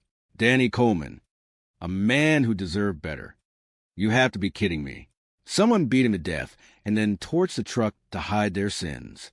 They thought they were clever, removing the license plates, but they forgot the vehicle identification number. That led us straight to his home, to his wife, Karen. She played the part of the grieving spouse. But in this business, you learn to look past the performance. It took years. It took a deathbed confession from a convict named Larry Nolan in 1999 to finally crack this thing open. Larry said he and Karen had been planning this for a long time. She wanted out of the marriage, and she wanted the insurance money, $50,000. That is the price she put on a man in his life, a man she had shared 19 years with. It is sickening, really. She hired hitmen, James Cornhart and Stephen Mueller, and even a mystery man known as Dozer. They lured Danny to his death, acting on her orders. She was leading a double life, deep into drugs and affairs, while Danny, a good man, was none the wiser. When the truth finally came out, thanks to prison phone calls and a fingerprint on a matchbox that sat in a locker for 16 years, the house of cards collapsed. The jury did their job in 2010. Cornhart and Mueller got life, and rightfully so. Karen got 20 years. I tell you, it was not enough for a person who orchestrated the death of her own husband. This case shows you the lengths people will go to when their hearts are as cold as ice. Danny Coleman was an asset to this world, a man with a big heart, and he was completely blindsided. It is a tragedy, and it reminds us all that you never truly know who is standing right next to you. Human beings are strange creatures. They kill for the most ridiculous reasons you can imagine. You look at a case like this, and you ask yourself, why? Why throw away a life for a few $1,000s? It is a tragedy of the highest order. My. It starts on October 22nd, 1992. A burning vehicle in a field in Stanton, Missouri. A gentleman sees it and calls the fire department. When they put out the fire, they find a body in the front passenger seat, badly burned. No identification. It is a nightmare for any investigator. You have to be kidding me. I tell you, someone went to great lengths to destroy the evidence, even removing the license plates. But they made a mistake. They forgot the vehicle identification number. That led us straight to the Coleman house. Danny Coleman, a good man, a family man. He had a metal pin in his leg from a motorcycle accident years ago, and that was how his family finally identified him. But the more we looked into it, the more the picture changed. Karen, his wife of 19 years, seemed devastated, but she was a liar. We found out she was leading a double life. Drugs, affairs. She was not the grieving widow. She was the architect of a murder. She had an affair with a man named Larry Nolan, a convict in prison. She used him. She promised him money and marriage if he would just get rid of her husband. And he did. He reached out to James Cornhart, a local firefighter, to do the dirty work. They lured Danny to a house, beat him, and shot him. You think you know people, but you have no idea what is lurking underneath the surface. It took years to crack this case. We needed the prison confession. We needed the fingerprint on a cellophane wrapper from a matchbox that sat in an evidence locker for 16 years. 16 years. That is a long time to wait for justice. When we finally got those recordings of the phone calls from jail, hearing them discuss disposing of the silencer and the gun, it made my blood boil. They were so cold. They were just doing it for the money. $50,000. That is the price of a life in their twisted minds. In the end, they got life in prison. James Cornhart and Stephen Mueller. And Karen, she got 20 years. 20 years for destroying a family. It is not enough. It should have been life. Danny Coleman was an asset to this world, a kind man who taught children how to handle guns. He never saw the betrayal coming, and that is what hurts the most. He was blindsided by the person who was supposed to love him most. People always ask me if I get used to it. You never get used to it. You just keep digging until the truth comes out, no matter how long it takes. That is the job. That is the only way to find closure for those left behind. Human beings are strange creatures. They kill for reasons you cannot imagine, and they often try to hide their tracks in the most amateurish ways. My, you have to be kidding me. On October 22nd, 1992, a fire in a field in Stanton, Missouri, revealed a nightmare. A truck was ablaze, and inside there was a body. The fire destroyed much, but not the truth. We found a metal rod in the victim's leg from an old accident. That was the key. It led us to Danny Coleman, a good man, a kind man, an American veteran. He did not deserve this. Danny was a family man, or so we thought. His wife, Karen, she played the part well. But she was a liar. She was a drug user. She was cheating, and she was cold. I tell you, some people will do anything for a bit of money. $50,000. That was the price of a life in their twisted eyes. Karen, she got involved with a convict named Larry Nolan in prison. She told him to kill her husband. She promised him $15,000. Larry recruited James Cornhart. It was conspiracy of greed. Years passed. The case went cold. But the truth has a funny way of bubbling up. Larry Nolan got sick in prison and spilled his guts. He talked, and suddenly the floodgates opened. We found the evidence. A fingerprint on a cellophane wrapper from a matchbox. 16 years later. You have to be kidding me. That print belonged to James Cornhart. We listened to phone calls from the jailhouse. We heard them talking about the silencer, about the gun, about the murder.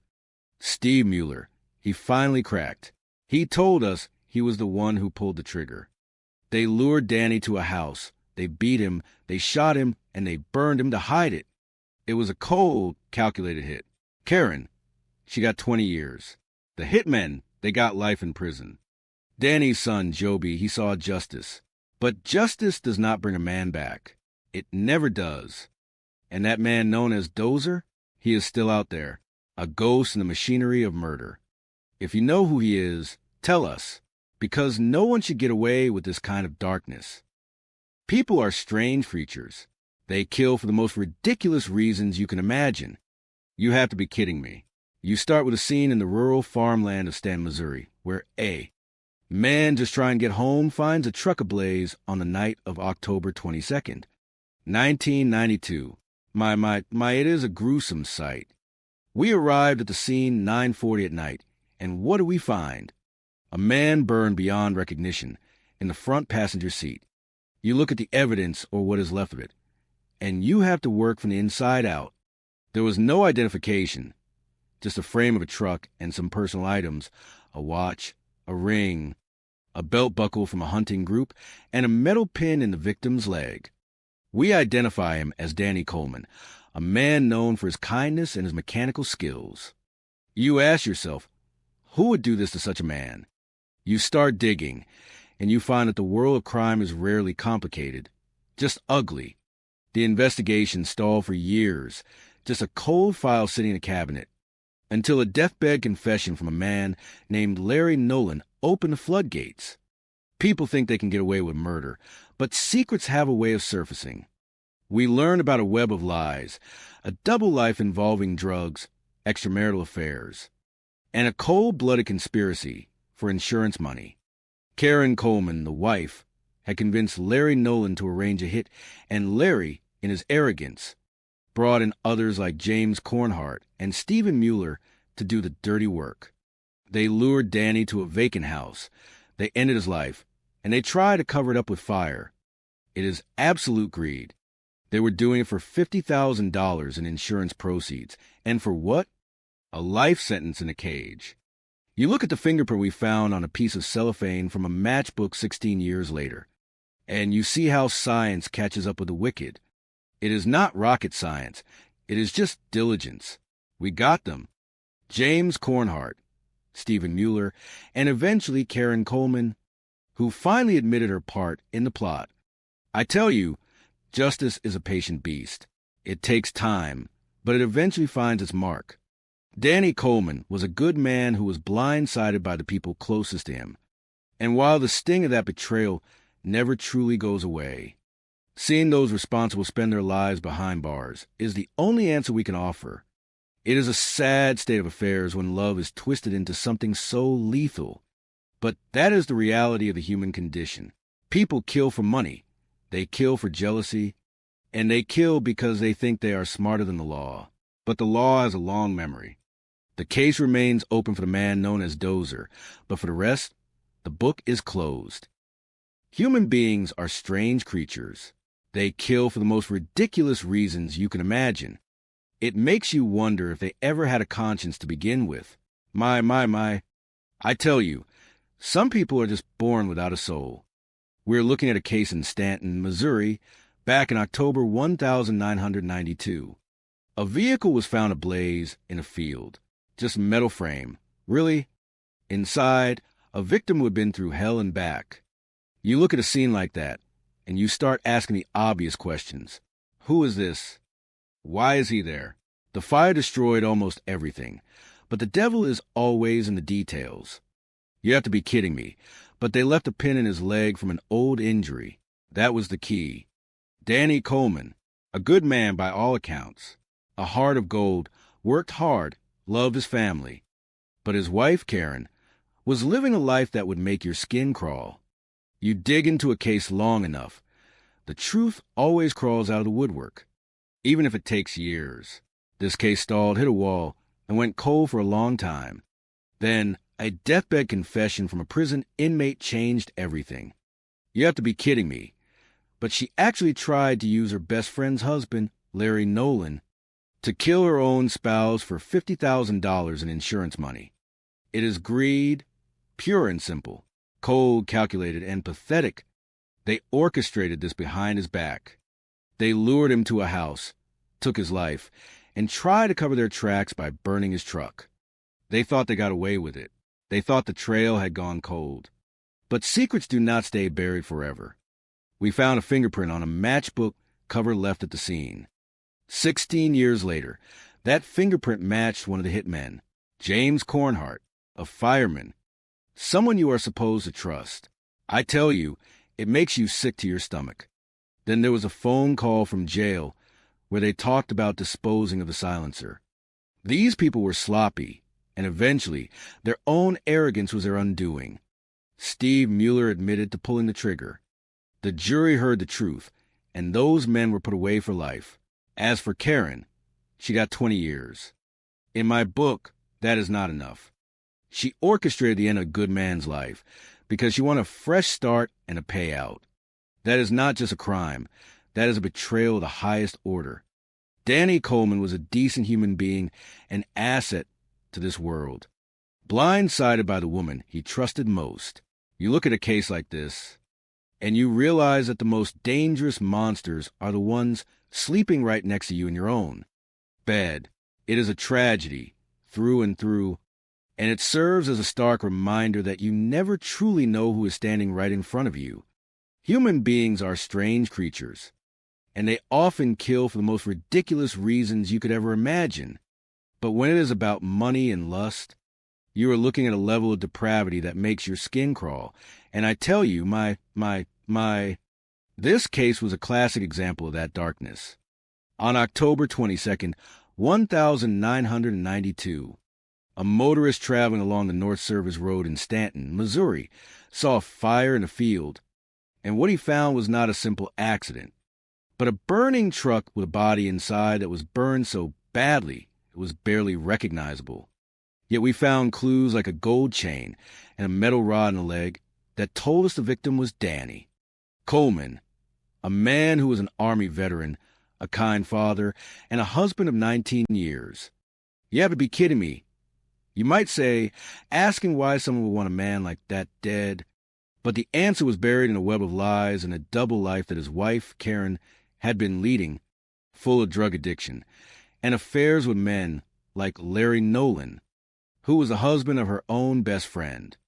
The case stalled for years, just a cold file in a drawer, Until a deathbed confession from that same Larry Nolan in prison opened the floodgates and revealed a twisted conspiracy where Karen had orchestrated a hit on her own husband for a $50,000 life insurance payout. She promised money and a future to Larry, who then recruited a firefighter named James Cornhart and his associate Stephen Mueller to do the dirty work. But the funny thing about criminals is that they are usually not as smart as they think they are.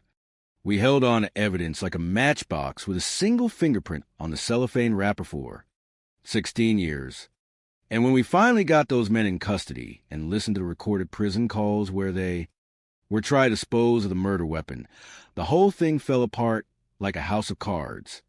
They shot Danny Coleman in a cold, calculated ambush for money that never even materialized, leaving a family destroyed and a son without a father. In the end, Cornhart and Mueller were sentenced to life in prison, and Karen Coleman, the woman who betrayed the man she was supposed to love, received 20 years, though I tell you, that was not nearly enough for someone who was the mastermind behind such a senseless, greedy execution, because this was not just a crime, it was a total betrayal that blinded a good man and ended his life for nothing. Human beings are strange creatures. They kill for reasons that make absolutely no sense, and they leave a wake of destruction that spans lifetimes. My, you think you know the people you sleep next to. You think you know the secrets buried in the heart of your home. But sometimes the monster you're looking for is the person who keeps your bed warm. On October 22nd, 1992, a man driving down the road near Stanton, Missouri, saw a light in the woods. It was not a campfire. It was a vehicle burning, a metal coffin in the middle of nowhere. When the fire department doused those flames, they found a man inside, just a frame of a truck and a body. No identity, no wallet, no driver, just a gold chain and a belt buckle. That is where we start. You start at the center and you work your way out. You have to be kidding me. Someone removing license plates thinking they can hide the truth of a human life, but they forgot the vehicle identification number. That simple stamped metal led us straight to a home in St. Louis. Danny Coleman was a good man, an Army veteran, an instructor who taught children how to handle firearms, a man who loved the outdoors. He had a metal rod in his leg from a motorcycle accident years before. That was the piece of the puzzle that confirmed it.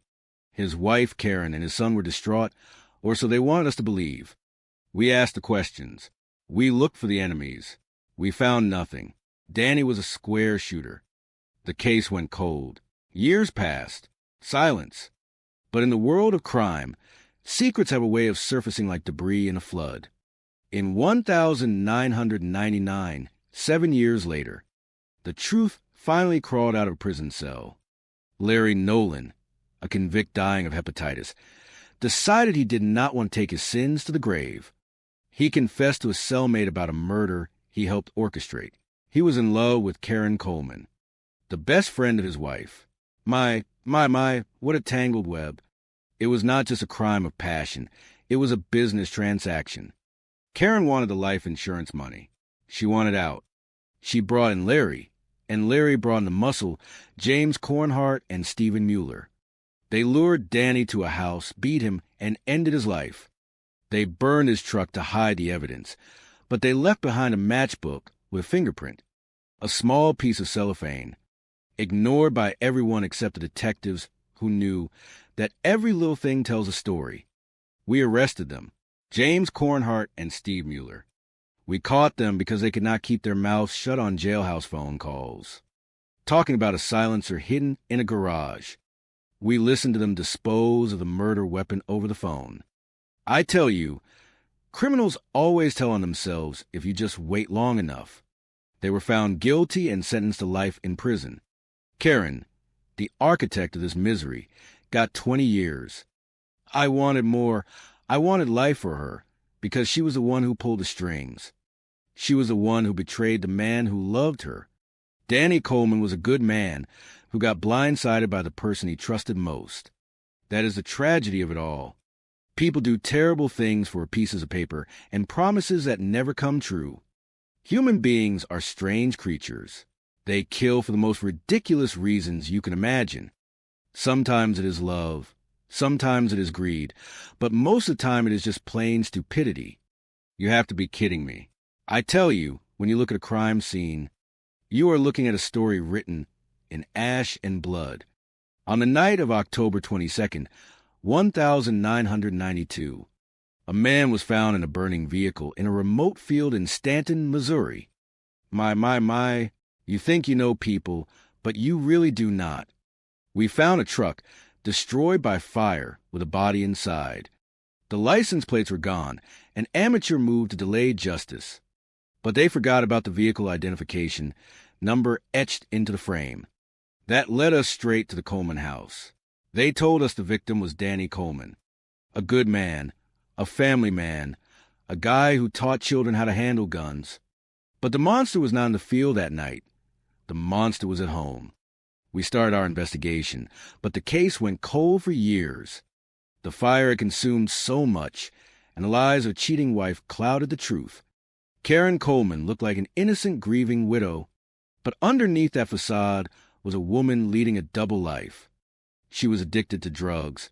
She was having affairs. And she wanted her husband dead for his $50,000 of life insurance. It was a conspiracy, a web of betrayal that stretched into the prison system itself. It took years, but justice has a funny way of catching up. It was a deathbed confession from a cellmate of a man named Larry Nolan that finally cracked this. Case wide open. Larry had been in love with Karen, and she had manipulated him into orchestrating a murder. She promised him money, she promised him future, and she played him like a fool. Larry brought in James Cornhart, a local firefighter, to do the dirty work. And Cornhart brought in others. We discovered the truth about the lead snowstorm in the skull, the secret phone calls from jail, and the fingerprints on a discarded matchbook cover that sat in an evidence locker for 16 years. When we finally brought them in, they were in total denial. But the evidence does not lie. We found the truth in the recorded calls where they discussed the silencer they made from A, lawnmower muffler, and disposal in the river. It was an incredibly cold and calculated crime. James Cornhart and Steve Mueller, the man who actually pulled the trigger, got life in prison. Karen Coleman, the mastermind who thought she could get away with it, got 20 years. She was a murderer, too. She instilled the idea in people that he should be killed. Danny Coleman was an asset to this world. He was a great guy, and he was totally blindsided by his wife, which led to his death. It is a tragedy, but at least there is justice. You know, human beings are strange creatures. They kill for the most ridiculous reasons you could ever imagine. Sometimes it is greed. Sometimes it is pure, unadulterated selfishness. And when you look at a situation where a man is found burning in his own vehicle, you have to wonder just how deep the rot goes.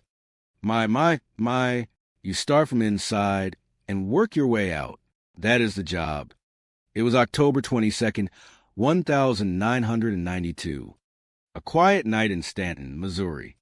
A motorist sees a fire, and suddenly you have a homicide investigation.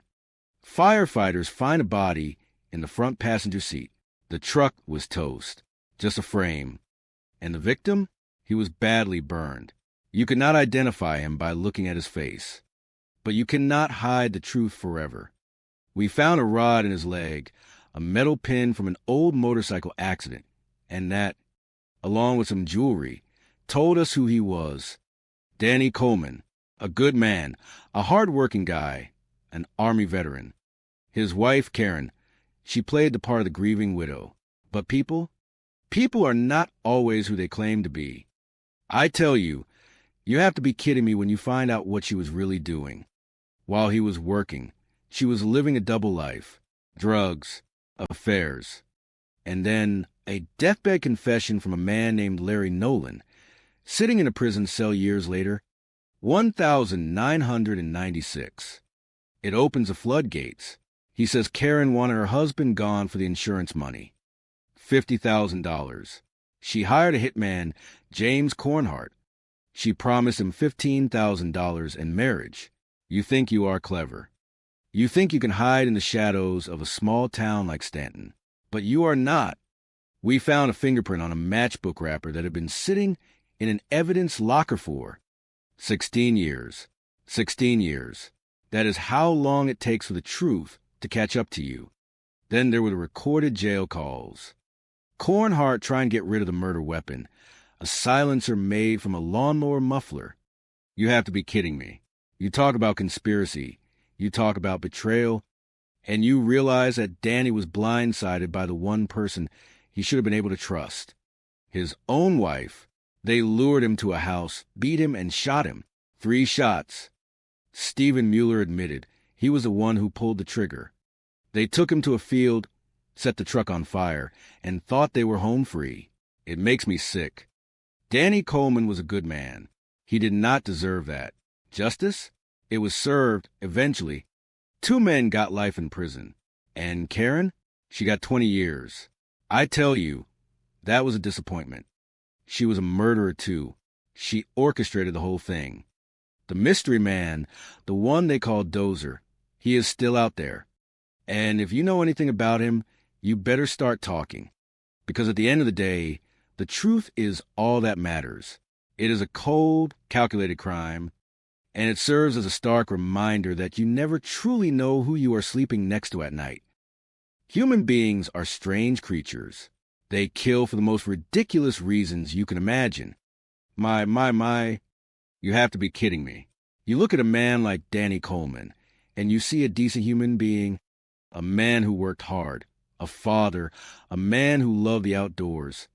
And then you look at what happened to him, and you realize that evil does not always come from the shadows. Sometimes it is sleeping right next to you in your own bed.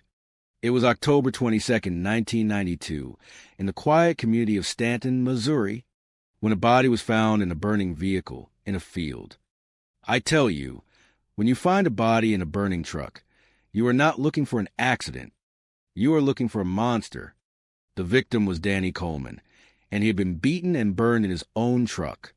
We started with nothing but a frame. The fire had consumed everything. But we found a metal pin in his leg, a souvenir from a motorcycle accident. And that was the thread that pulled the whole tapestry apart. You look at the family, the wife Karen, and she seems like a grieving widow, but she was a woman living a double life. She was addicted to drugs, she was having affairs, and she was drowning in a sea of her own making. She decided that her husband, the man she had been married to for 19 years, was worth more to her dead than alive for $50,000 in insurance money. You have to be kidding me. She recruited a convict named Larry Nolan to set up a hit from behind. Prison walls. And he brought in a local firefighter named James Cornhart. They had a conspiracy. They thought they were clever, but they were just common criminals making common mistakes. They left a fingerprint on a matchbook cover at the scene. 1 single fingerprint. That is all it took. For years, the case sat there, cold and quiet, until Larry Nolan, died in prison in 1999, decided to open his mouth. He confessed to his cellmate that he had orchestrated the murder of Danny Coleman.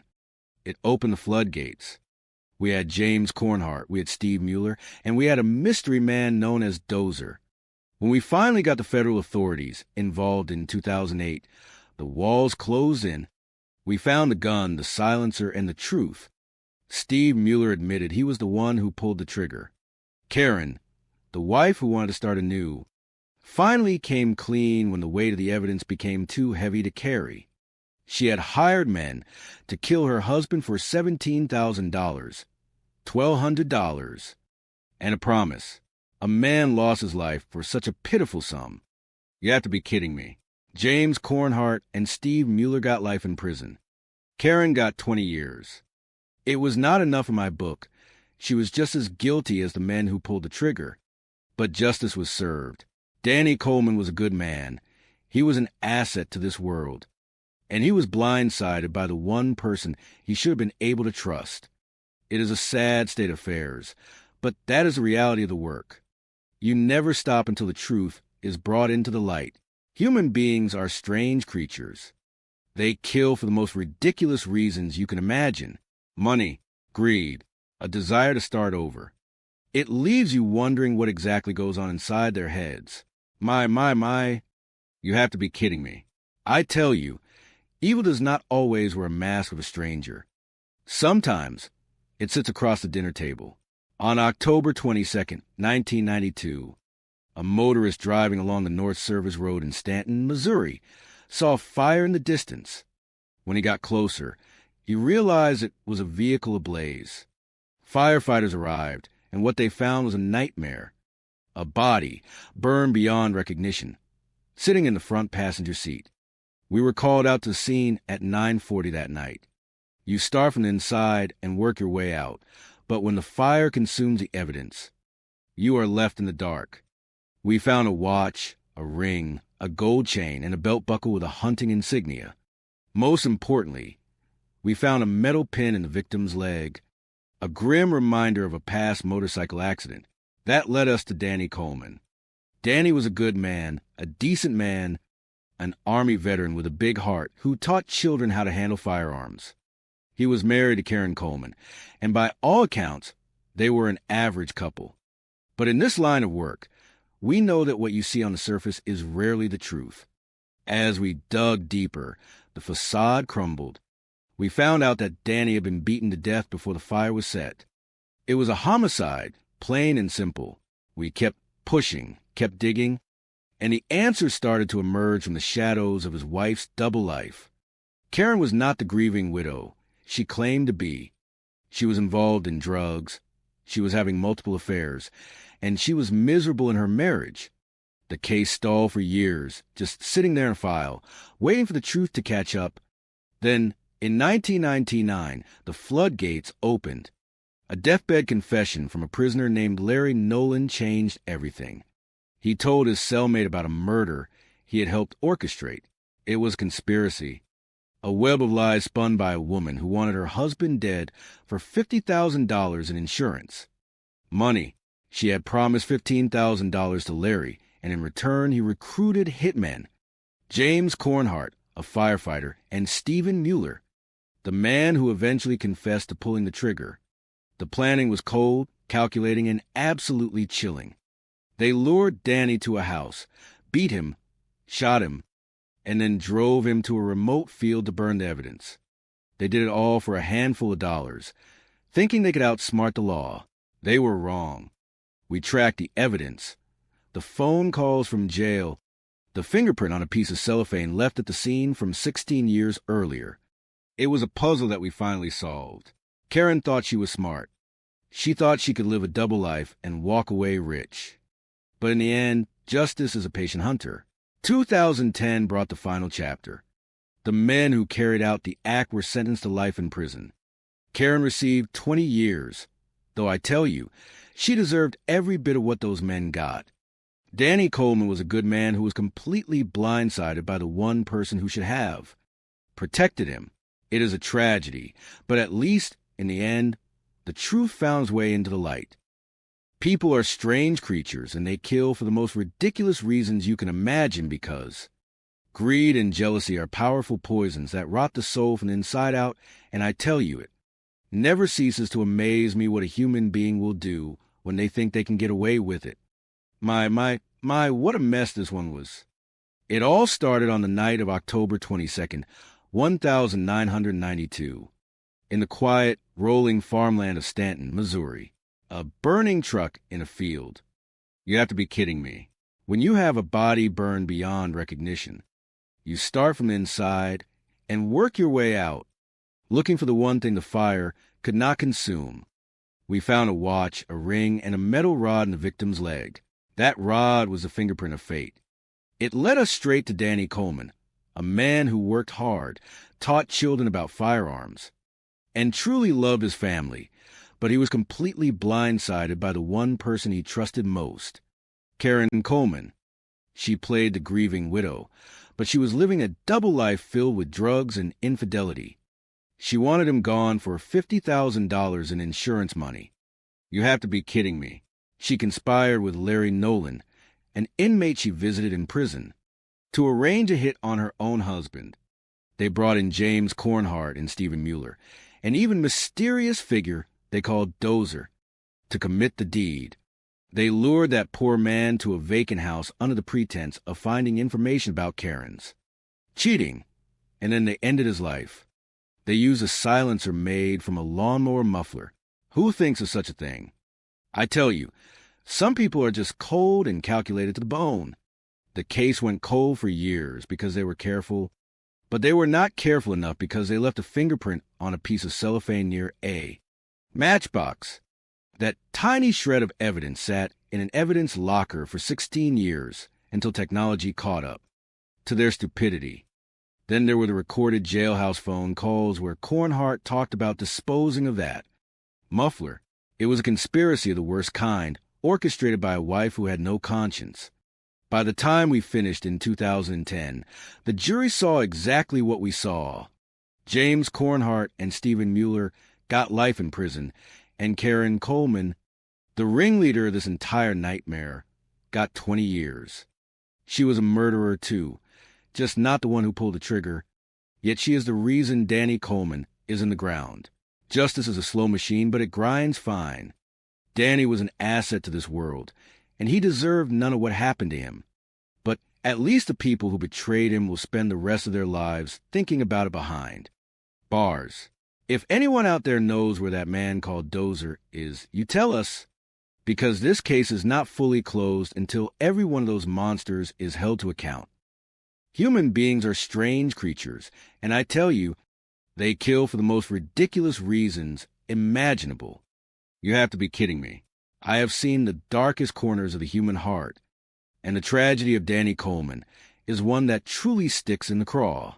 It was October 22nd, 1992, in the quiet, rolling farmland of Stanton, Missouri. A local motorist sees a fire in the distance, walks out to the field, and finds a nightmare. A truck was ablaze in the middle of a field, and inside that burning vehicle was a man who never stood a chance. My. When you arrive at a scene like that, you are looking for answers, and usually the fire has destroyed the very evidence you need. There was no identification on the body, just skeletal remains and a history of pain. We found a gold chain, a ring, a watch, and a hunting belt buckle, but the real key was the metal rod in his right leg. That was the piece of the puzzle that led us to Danny Coleman. He was a mechanical engineer, a man with a big heart, a man who taught children how to handle firearms safely. He was a good man, and he was a victim of a cold and calculated conspiracy. We started looking at his family, at his wife, Karen. She played the part of the grieving widow.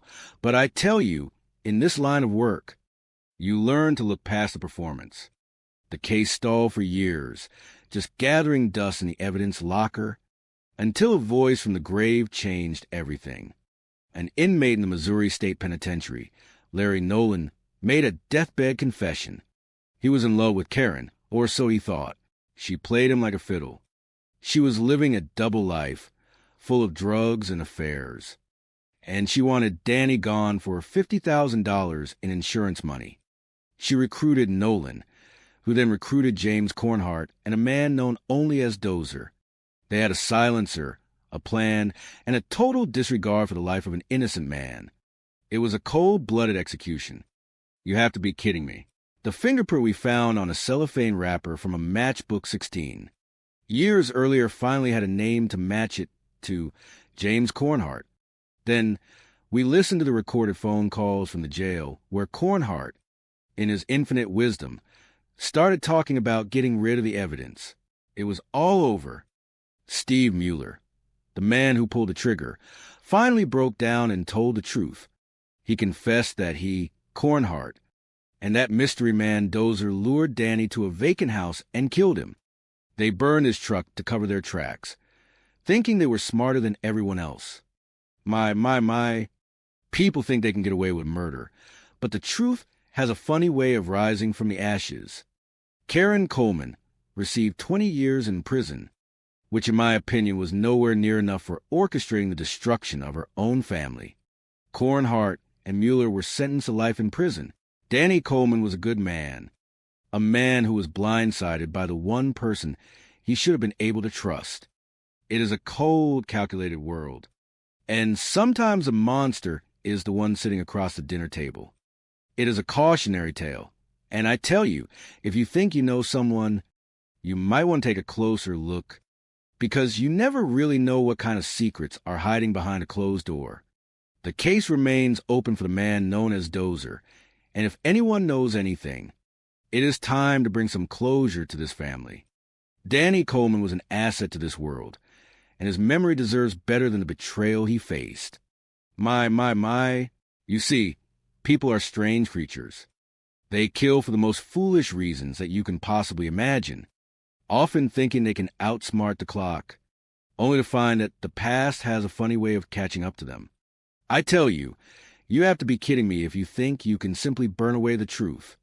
It was October 22nd, 1992, in Stanton, Missouri, a place where the rolling farmland stretches out like a blanket, and just after 9 in the evening, a fire changed everything. A witness saw something burning in a field, and what the firefighters found in that truck was a tragedy. A life extinguished by greed and cold calculation. They found a body, badly burned, sitting in the front passenger seat. You look at a scene like that, and you start asking the hard questions. Who was this person? Why were they there? We were looking at a shell of a vehicle, a charred frame, but we had to look deeper. We found a gold chain, a ring, a watch, and a belt buckle that hinted at a life once lived. We found a metal rod in the leg of the victim, and that was the key, the piece of the puzzle that led us to Danny Coleman. Danny was a good man, a hard worker, a veteran who loved his family, a man who taught children how to handle firearms with care. He was a straight shooter, a decent guy, and he did not deserve the end he met. We went to his home in the middle of the night, 2:30 in the morning, to tell his family. Karen Coleman, his wife, and their 18-year-old son, Joby, did not know where he was. They were worried. When we told them what we found, the grief was palpable. It was a punch to the gut. We looked at the family, as we always do, but initially, we saw nothing but a grieving wife and a son. We learned about Danny, about his accident in Germany in 1971, the surgery that left with a pin in his leg, and his life back in St. Louis. He was a mechanical engineer, a man who provided for his family, but there were cracks in the foundation that we had not yet seen. We had questions about the fire, about why someone would do this. We found a matchbook in the scene, and later, that would be the nail in the coffin, the physical evidence that would bridge the gap between a mystery and a closed case. The investigation was slow. It stalled. It went cold for years, as investigations sometimes do when the truth is buried under layers of lies. But you know, justice has a way of waiting in the shadows. Years later, an inmate in a Missouri prison, a man named Larry Nolan, gave a deathbed confession. That changed the game. He talked about a murder, a conspiracy, a hit. He talked about Karen Coleman. We learned that Karen was not the woman we thought she was. She was living a double life, deep into drugs, methamphetamines, and having affairs. She was not the grieving wife. She was the architect of her husband's demise. She had seduced Larry Nolan, a man in prison, and convinced him that Danny was worth more dead than alive. $50,000 in insurance money. That was the price tag she put on her husband's life.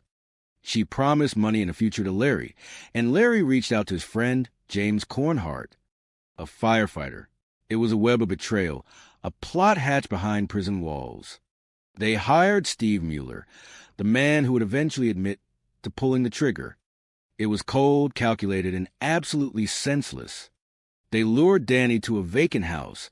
They ended his life, and they drove him to that field to burn him, hoping the flames would consume the evidence of their sin. They forgot that the truth has a way of surviving the fire. We tracked the payments. We listened to the prison calls. And we found a fingerprint on that matchbook from 16 years prior. It was a masterpiece of detective work, not because we were geniuses, but because we refused to give up. When we finally got them, when we put the handcuffs on James Cornhart and Karen Coleman, it was a moment of clarity. Karen eventually admitted it, blaming the drugs, blaming the choices she made. But you cannot hide from the blood on your hands. She got 20 years, and in my book, that is a mercy she did not earn. James and Steve got life in prison, and that felt like justice. But you look at a case like this, and you wonder about the human heart. How does a wife turn on her husband? How does a man like Danny get blindsided by the person he loves most? It is a stark reminder that you never truly know what goes on behind closed doors. Danny was a good man, an asset to this world, and his story is a tragedy of the highest order. We keep looking for the man they call Dozer, the mystery participant who is still out there, and the case remains open in that regard. But for Danny, we brought the truth to light, and that is what we do. We walk into the darkness, so others do not have to. And we make sure that the people who think they can get away with murder realize that there is always a reckoning. People are strange creatures. They kill for the most ridiculous reasons you could ever imagine. They build a life, a facade, and then they tear it all down with a single brutal act. I have seen it 1,000 times, and it never gets any less pathetic. You have to be kidding me if you think you can hide behind a story that is full of holes. I tell you, the truth has a funny way of pushing through the lies, no matter how hard you try to bury it. We are talking about the late 1980s, in a place called Wilton Manors, Florida. It was a quiet bedroom community, the kind of place where nothing is supposed to happen, but evil does not care about your zip code. On March 24th, 1987, we got a call that would shake that quiet neighborhood to its core. Bernie James, a 37-year-old Marine and firefighter, a man who dedicated his life to protecting others, was found unresponsive in his vehicle. The story we got was that it was a random robbery, a stranger on the street. My, I have heard that one before. The scene was a masterpiece of incompetence, a total setup. A wallet was left behind, scattered on the driveway, rifled through, but not missing a cent of credit. They claimed he was doing an oil change, but the dipstick proved that was a lie. There were no defensive wounds because he never saw it coming. He was a good man, a protector, who sadly walked right into a trap set by the very person who was supposed to love him. Patty James. She wore a physical scar on her face, but the real rot was deep inside. She was a master of deception, a con artist who built a life out of manipulation and used those 3 children as pawns in her twisted games. When we started digging, we found that she was not just living a double life. She was living a triple one. She created a fictional flight attendant named TJ to lure in another pawn, a man named Timot. She played these people like puppets, orchestrating a plot to get rid of her husband because she could not handle the fact that he was.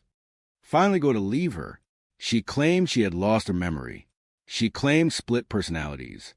She sat there and looked at us with a straight face, pretending to be a victim, but she was the architect of her own destruction. She had him take out a life insurance policy, and she made sure she was the only one holding the keys. When you peel back the layers of a person like Patty, you do not find a soul. You find a shell, a hollow thing.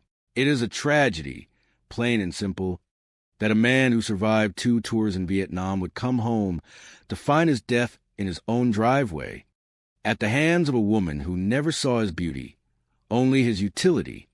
People ask me, Joe, how do you do it? How do you look at this stuff? I tell you, you do it because someone has to be the one to hold up the mirror and show these monsters exactly what they are.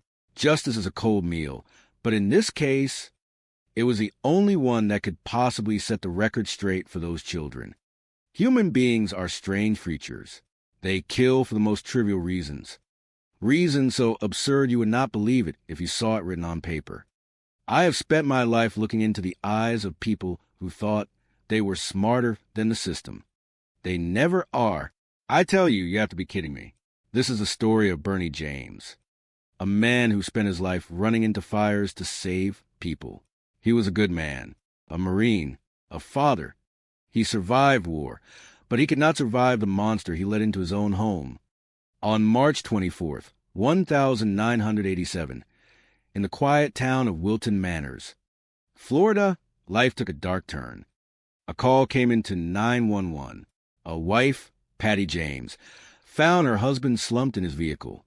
She claimed he was fixing the car, performing an oil change. The police arrive. They find the man dead. Blunt force trauma, strangulation, a wallet tossed aside, rifled through. It did not make sense. In my line of work, you learn that when the story is too clean, it is because it is a lie. Why would someone leave the wallet right there? Why tell an oil change story when the car does not need oil? Patty had a face, a scar, a story about abuse, but underneath that, there was a void. She claimed she saw a man in his 20s, 6 feet tall, speaking with a French accent. A phantom, a ghost, a lie. We looked, we knocked on doors, we found nothing, because the man did not exist. The crime did not happen in that car. There was not enough blood in that car for the trauma he sustained. It happened somewhere else. The investigators began to pull the strings. They found out about the marital strife, the screaming matches, the isolation of the children. They found out about the life insurance policy, naming her the sole beneficiary. Then they brought in a man named Tim Ott, and like a house of cards, the whole thing collapsed. This Tim Ott, he was just another pawn in a game played by a woman who created identities like children make. Believe, she was not just Patty, she was Demi. She was this imaginary flight attendant named TJ. She manipulated this man to do her dirty work. She played him like a fiddle. The investigation revealed the truth. She wanted her husband dead because he was leaving her, because she could not handle rejection. It was never about love. It was about possession. It was about ego. At her trial, she tried to claim she did not remember, that it was this imaginary persona acting out. A pathetic defense for a pathetic crime. Justice is not always fast, but it is absolute. She was convicted of first-degree murder and sentenced to life. People ask me if I get tired of it. I tell you, the wickedness of the human heart never ceases to surprise me. You close the door at night, and you have no idea what monsters are hiding on the other side. My, it is enough to make you lose sleep if you let it. People are strange creatures, and they kill for the most ridiculous reasons imaginable. You have to be kidding me. You look at a man like Bernie James, and you wonder how a life of service to others ends in a driveway in the quiet town of Wilton Manors. It was March 24th, 1987, a quiet night in a quiet neighborhood. The kind of place where you think nothing ever happens. But something did happen that night.